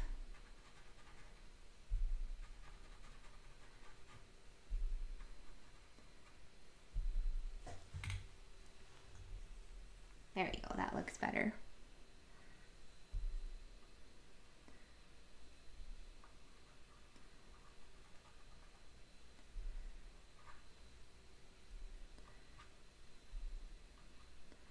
So now I'm just making some of those hair shapes if I can. So it looks kind of like that lighter fur is going into the darker fur.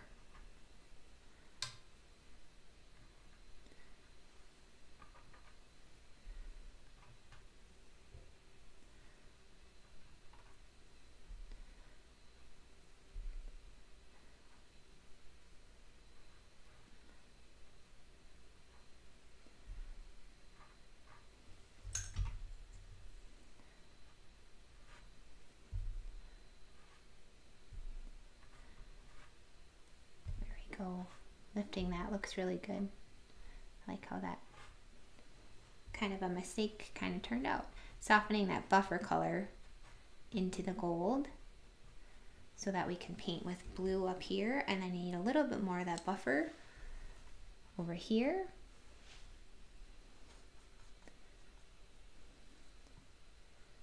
Somebody's getting a grainer brush and neutral tint in the mail today, so happy mail. Oh my gosh, that's gonna be fun. Okay, so we have a little bit of that buffer and I want to be careful what I want to do because I really don't want to paint this whole thing. What I'm going to do is I'm going to paint it with my cleaner water, if I can get away with that, and pull some of this blue in.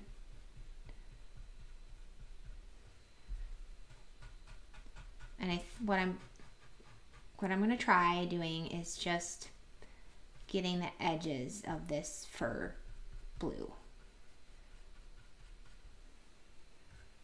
so that it can be really suggestive and not over painted, overworked.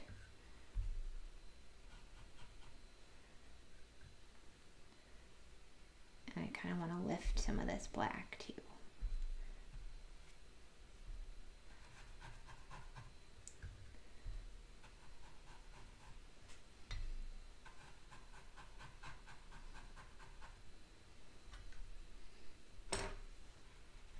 And I kind of already just like how it is right now. Super just hardly painted at all on that part. So I got to be really, really careful right now and not overwork it. So I think I'm going to come in with my flat brush and see if I can get away with some visible brush strokes with a kind of watery-ish mix of my ultramarine. So they won't be visible in those areas that we already painted with water, but I'm hoping we can get away with it with not painting this very much.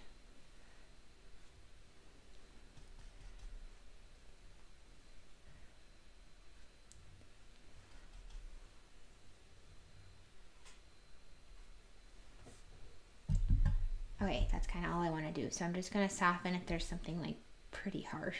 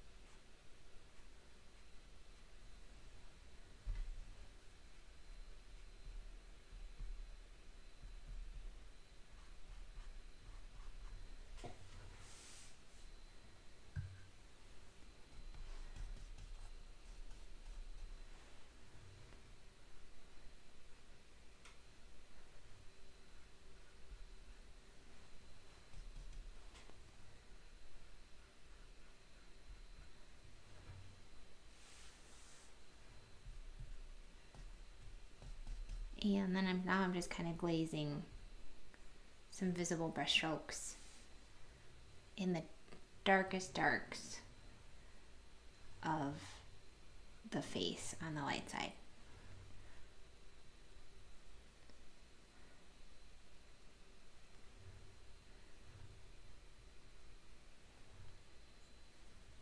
And the dark side too, we can kind of give it some dimension with that. Trying to think, we got the lighter one over here.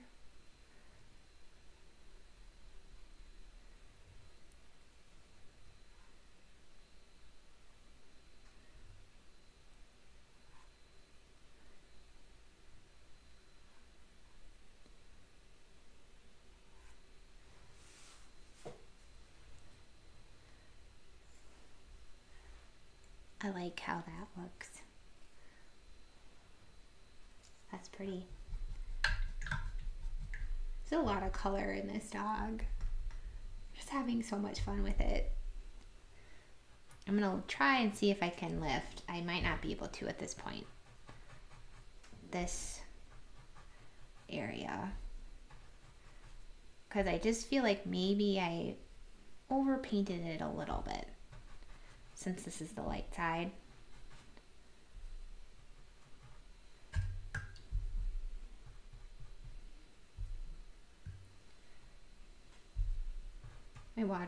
My dirty water is plenty dirty.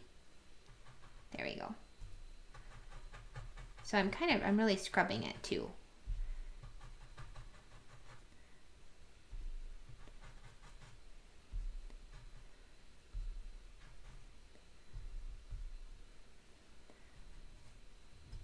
And I'm going to lift that out a little bit, just so we really know that this is the light side of the face.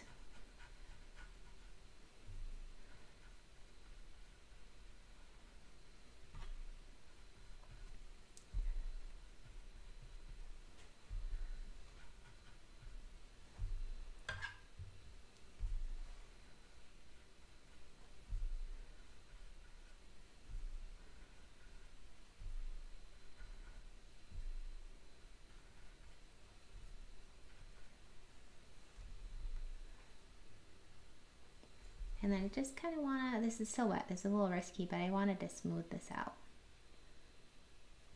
There, that looks better. This is a little harsh right there.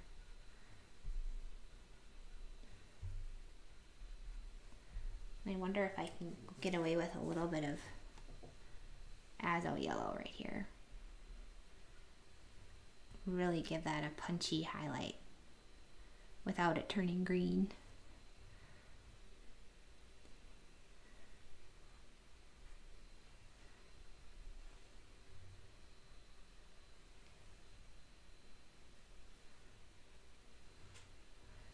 I kind of like that. I want to do it on this side too.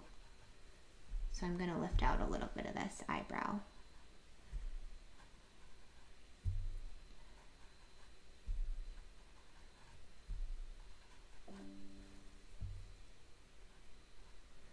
Okay, and I want to maybe soften that in a little bit over here.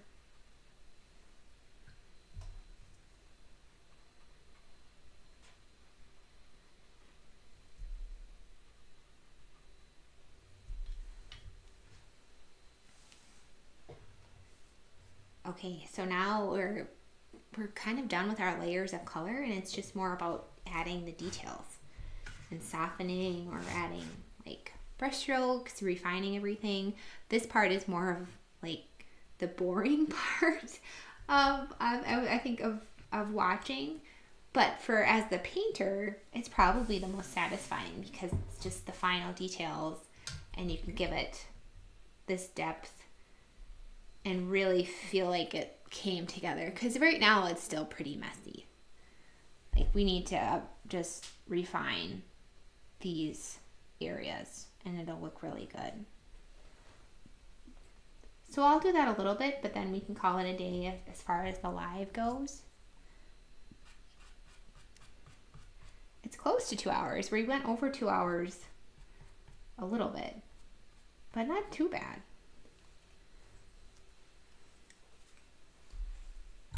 Okay, I'm going to start with the bigger details with a nice heavy mix of neutral tint on a brush that I'm really kind of just getting it so it's kind of like a blotted level without actually blotting it. And then sometimes I like to separate the bristles too myself.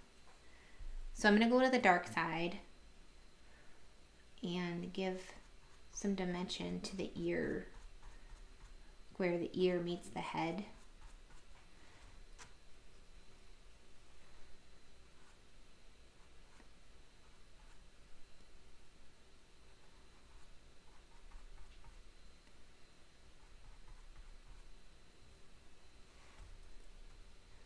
And then, let's see, still wet here.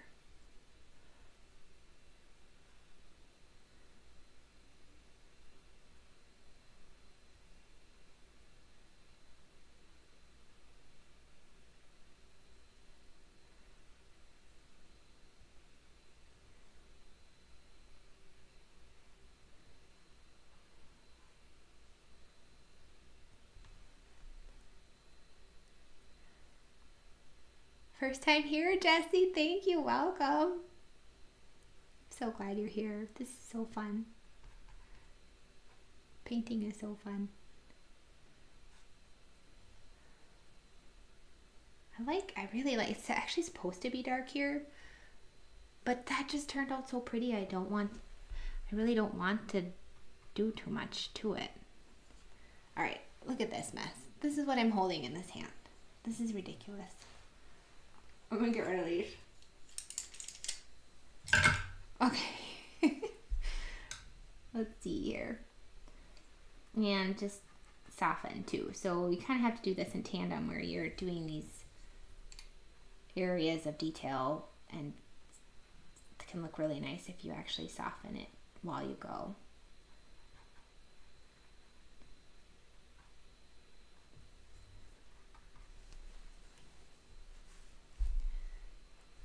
And let's think here, we need a little bit more here. I love what happened over here too. So there's areas that just don't match the reference photo, and that's okay with me because they're the really pretty areas where watercolor is being watercolory. I love the way that looks. So I'm just adding a little bit of depth in some of these areas that just need a little bit more help. A little bit of darker darks.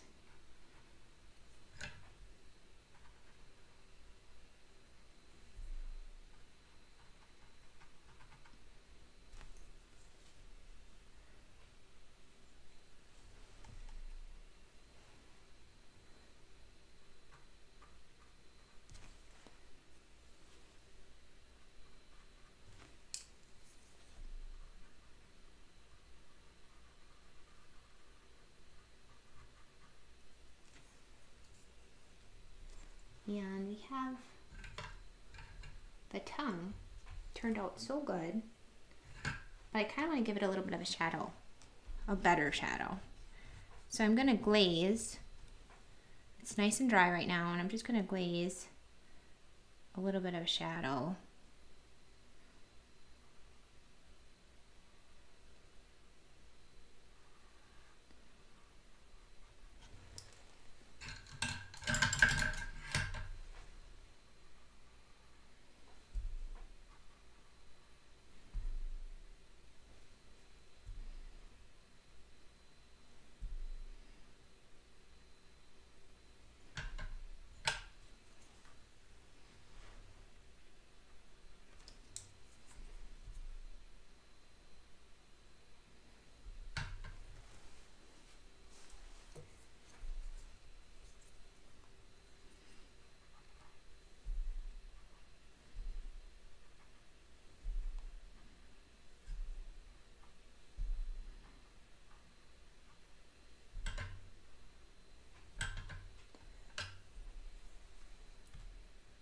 And I try to just not, instead of jumping all over the painting, which I tend to do, sometimes I just try to, okay, I'm just going to refine the details on this area, and then I'll go to the eyes, and then I'll go to the rest of the body.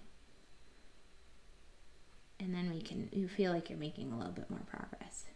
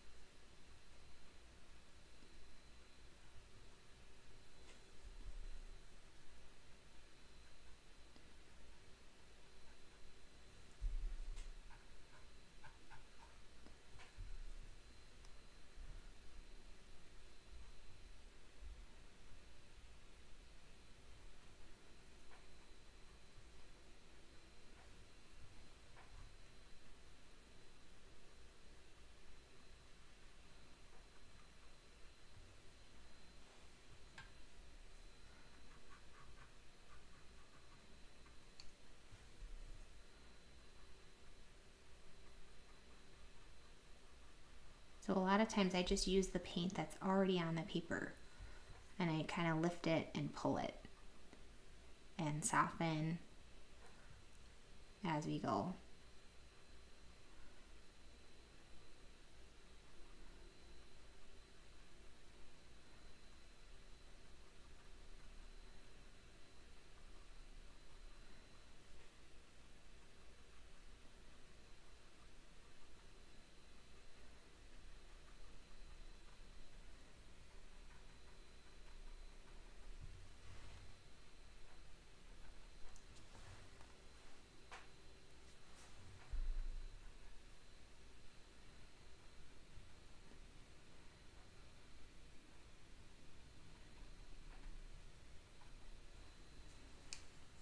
Okay, let's see.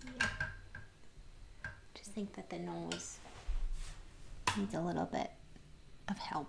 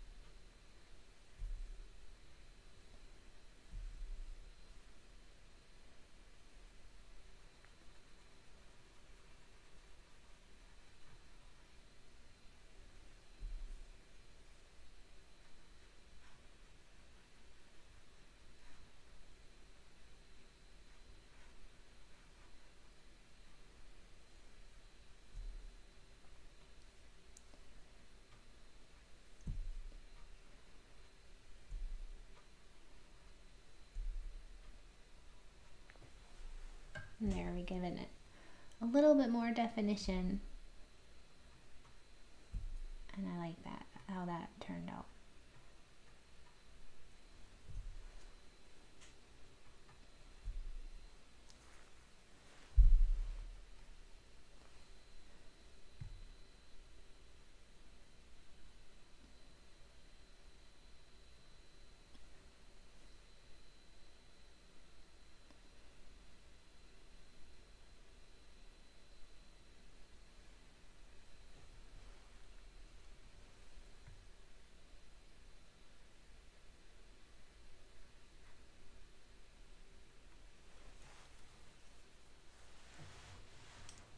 And that looks a lot better. It's a little dark now, but you can go in and always lift out a little bit more of a highlight. I really like that blue color on there though, that's pretty.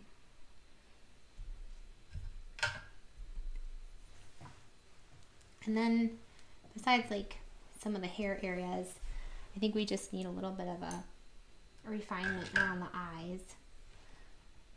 And typically that's just kind of darks and lifting. So I want to just make sure it looks accurate, and sometimes like nice sharp lines is all it needs to just really pop.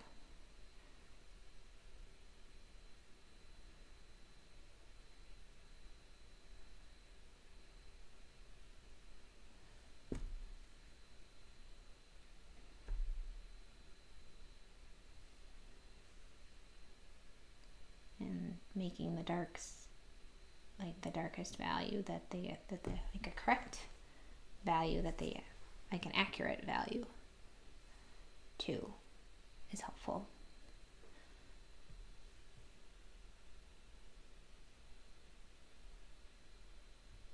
And so I'm using my size 2 brush right here.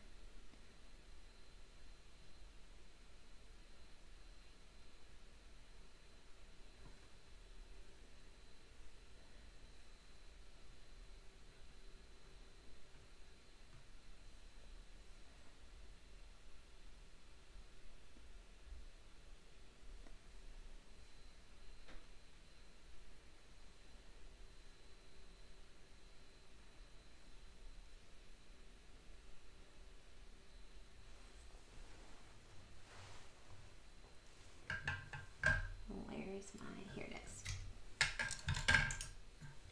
My blotter brush, just to soften some of this out.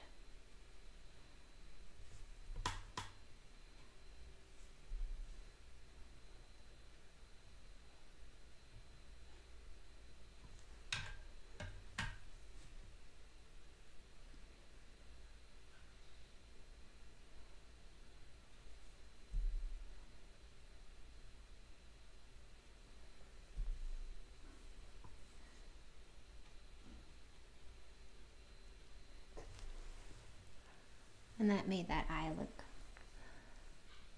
really nice. I'm gonna just do a little bit of blue too. So bring the blue down here. And he's got this cute little kind of blue right there.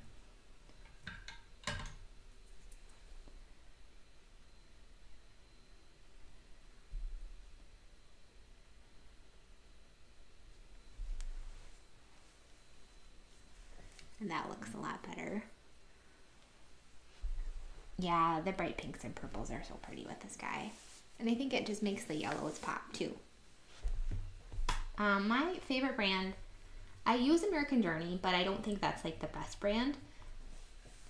Probably Daniel Smith is the best brand out there. I love my American Journey though.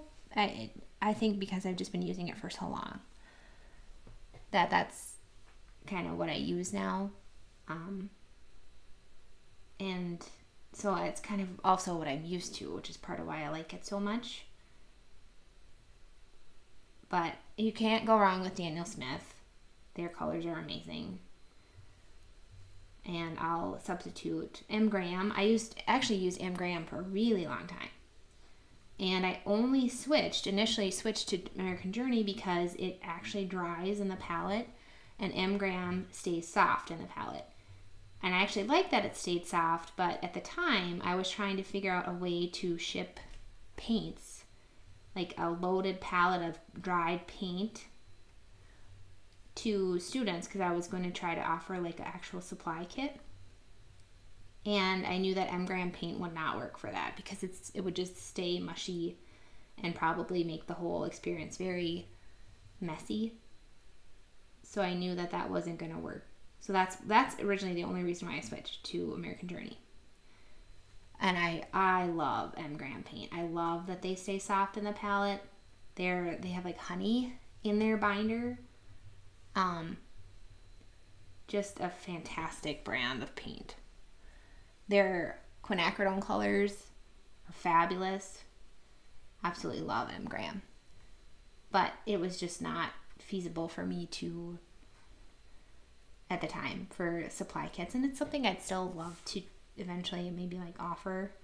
I always thought it'd be so cool if you were starting watercolor and you didn't have to just go through the whole mess of trying to figure out what to buy as a beginner, and even just investing in the whole set of 7 tubes of paint when you're just inexperienced with color and you just don't know what to do. I always thought it'd be so cool if I could just offer them like a whole kit of everything they need and a palette of dried paint so they don't have to necessarily invest in tubes until they're ready to do so.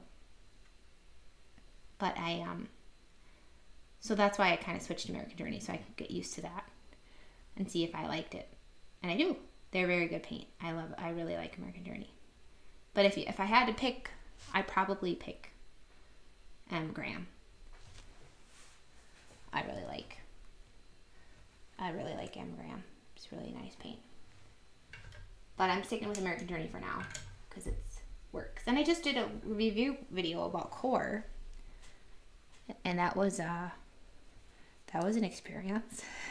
I'm not used to Core at all. Okay, I'm just refining the eye.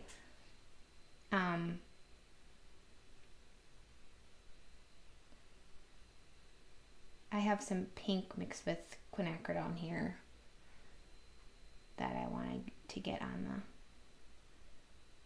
the eye.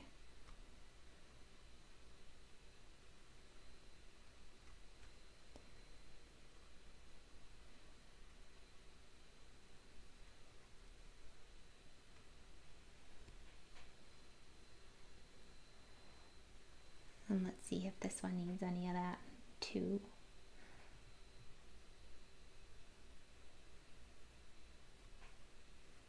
Yeah, I think it does.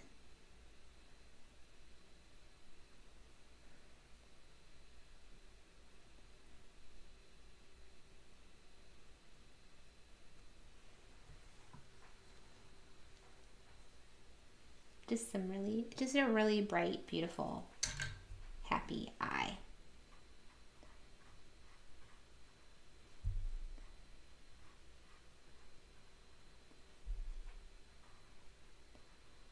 Sometimes I feel like the eye shape is off, and I'll kind of refine that if I need to.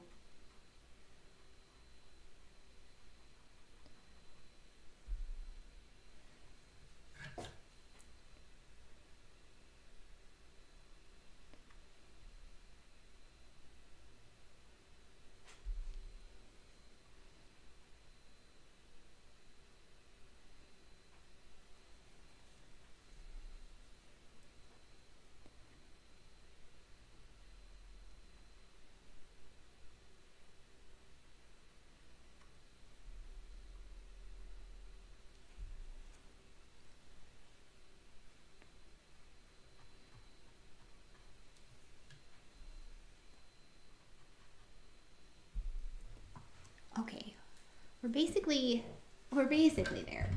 I think it could use a little bit more refinement, but I think it'd be nice to do the whiskers. I have my Uniball Deluxe. Just love this pen.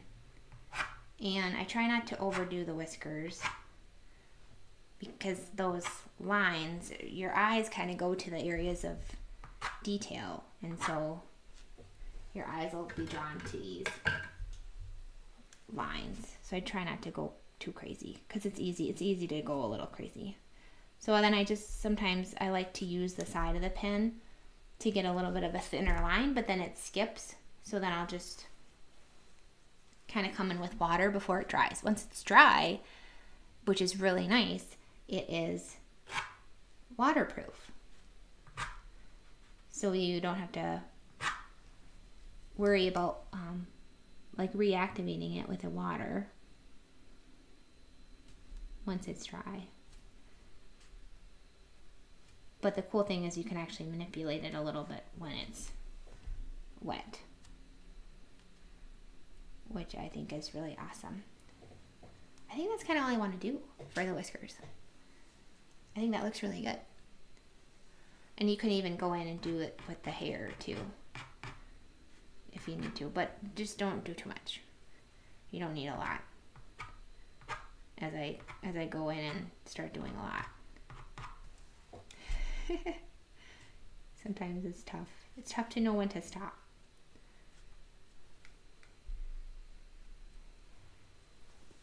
And I want to zoom out maybe so you can kind of see the whole thing. And it's almost the whole thing. I'd have to move my camera setup for you to see the whole thing, so that's going to be a little challenging. But I will post a whole picture of this, and I'll put that. Well, I'll see where I'm going to put that. We'll find out. But yeah, so I'm probably going to just kind of keep refining the details a little bit and making sure it looks good. I'm really happy though. Here, I'm actually going to move my camera, so make it a little shaky here. I want you to be able to see the whole thing. There we go. So now you can kind of see the whole thing for now.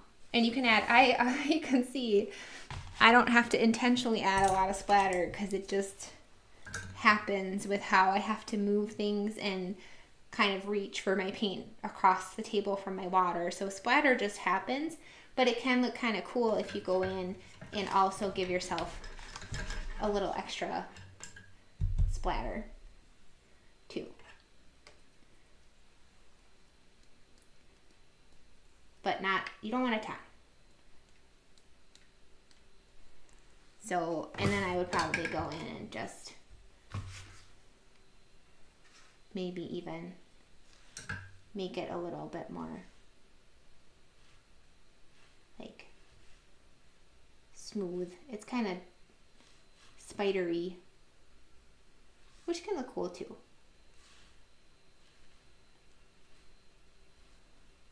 But that can look pretty neat. Those little moments of splatter. So a lot of fun. It's trying to think. I like how we still underpainted this area.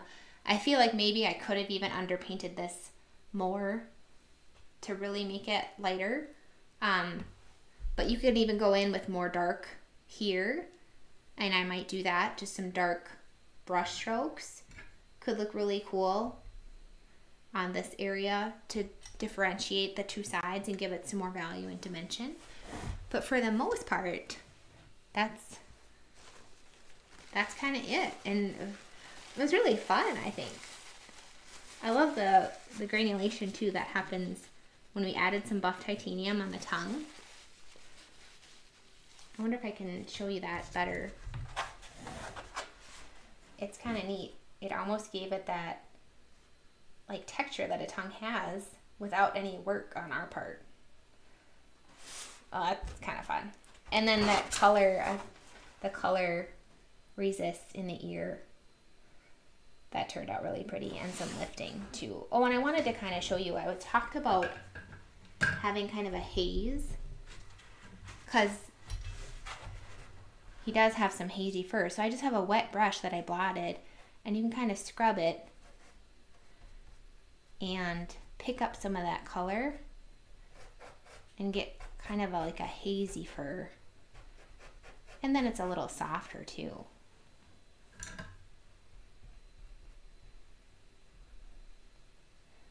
And that can look kind of cool. I'll give it a little bit of a haze on the outside. And we could even do that. We kind of did that here. But you can pull it and then bop it and then twist it. My kids love that thing. I should say we all love that thing. I love it so much. Just be bopping around the house, twisting. It's a lot of fun. So then you just go crazy, and then you start to overwork your painting. And no, I'm kidding.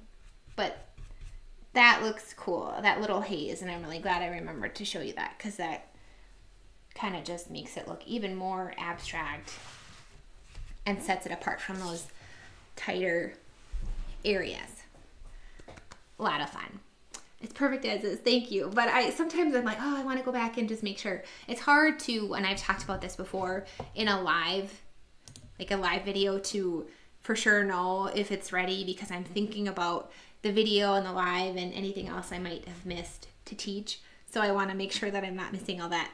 So I'd like to just go back to it. And I thought I was going to go back to it when I did the German Shepherd. And you can see the German Shepherd behind me. That little guy. And I didn't. I loved it. I didn't do anything to it after the live was over. And I thought for sure I would, especially on the nose, because the nose got a little wonky.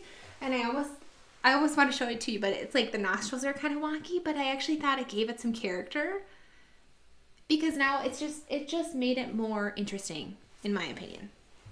So I ended up not doing anything with that. So we'll see what happens with this Corgi, but I want to give myself a little bit of space, and I talked about that last time too, just giving yourself a little bit of space, stepping back, coming back to it, and then deciding if it needs anything else. So I'll go ahead and show it to you again. But I don't have any other questions. Oh, there was a TV clip. Yes, we do have a couple questions. Thank you guys. I did. I was on TV. Isn't that crazy? So I think I put a link to that in one of my emails. But if you go on my socials, you'll find it. It's Twin Cities Live. I was on Twin Cities Live. And that was a lot of fun. We surprised the host with portraits of their pets. And then one of them cried. It's super cute.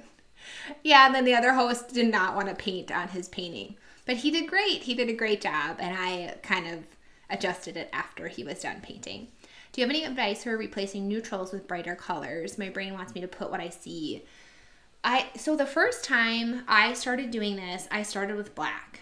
Because as you can see in this reference photo, you can see blue in the black, right? And so when I first started adding color to my pet portraits, that's exactly what I started with. I just started with blue and purple in the reflective areas of black. And that's a really great way to start adding color to your portraits. You can also just increase the saturation of your reference photo and just kind of see naturally where you can add color. So we can obviously make like the tongue a super pink. We can make the oranges very orange. You can go super blue in the black. So there's ways to kind of hack it to get your feet wet with adding color to your pet portraits. And then after that, you know, it's about kind of picking and choosing a highlight color and a shadow color. And I did that with my Westie. Let's see, where is that? Where is that Westie? Here we go. And you can see that this white dog, I just picked the shadow color as like a blue, purple, gray, and then we picked yellow and orange for the highlight color. So you can start with that too, especially with dogs that don't have a lot of color. So that's where I would start. Thank you so much. I'm glad you learned a lot, Kathy. That is so sweet. So yes, I'm at work. What a fun thing to do while you're at work, right? Still have tears from when the host saw her pet portraits, right? It's such a sweet thing to see your pet in watercolor. And then, of course, if she was surprised to see it, you know, when she's not expecting it, it was a really sweet moment. I was really happy to witness that and then be there and have that. The whole opportunity was amazing. So, yes, Robin, we are going to do a cat. I have a cat and a horse. So I will plan to do a cat and a horse in March, along with some more dogs and anything else you have. If you're on my email list, you can reply to any of my emails with your ideas for March, and we'll put that calendar together, and I'm going to be releasing that 1 week from today at our last live of February. We have the Fast Fish on Tuesday, and then we have our final live on Thursday. That's always kind of the fun end of the month live where we announce the supply winner and go over the calendar for the next month and any questions that you have. And then I think we also have, we have the orange dog, not a live, but just a paint along on Saturday of this week. Okay, so thank you for all being patient with me. If you have shared your artwork with me on my website, I have it. I promise you I have it. I just have to manually go in and put it in the gallery on my website. So I'm really behind on that. But I appreciate you submitting your artwork. You will still be in the contest, even if for some reason I don't have it on my website by the time Thursday rolls around. But I do have your art, and I probably will come up with like a different system for March, and I'll share that, of course, during our last live. Flying fox. Ooh, that sounds cool. I haven't heard of a flying fox. I've heard of flying squirrels. So, and a cow. I think, Michelle, you suggested a cow in the past too. Yes, and owls. Oh my gosh. All these are such great ideas. I'm going to write all these down after we're done with the live. So I'm going to have you look at the Corgi one more time, and I think we are all set for today. Thank you so much for joining me. It went way longer. I missed my thing, but it wasn't a big thing. It wasn't a big thing at all. So I'm not worried about it. But anyway, this was really fun. Thank you for joining me. That's all I have for you today. Happy painting, and I will see you in the next video.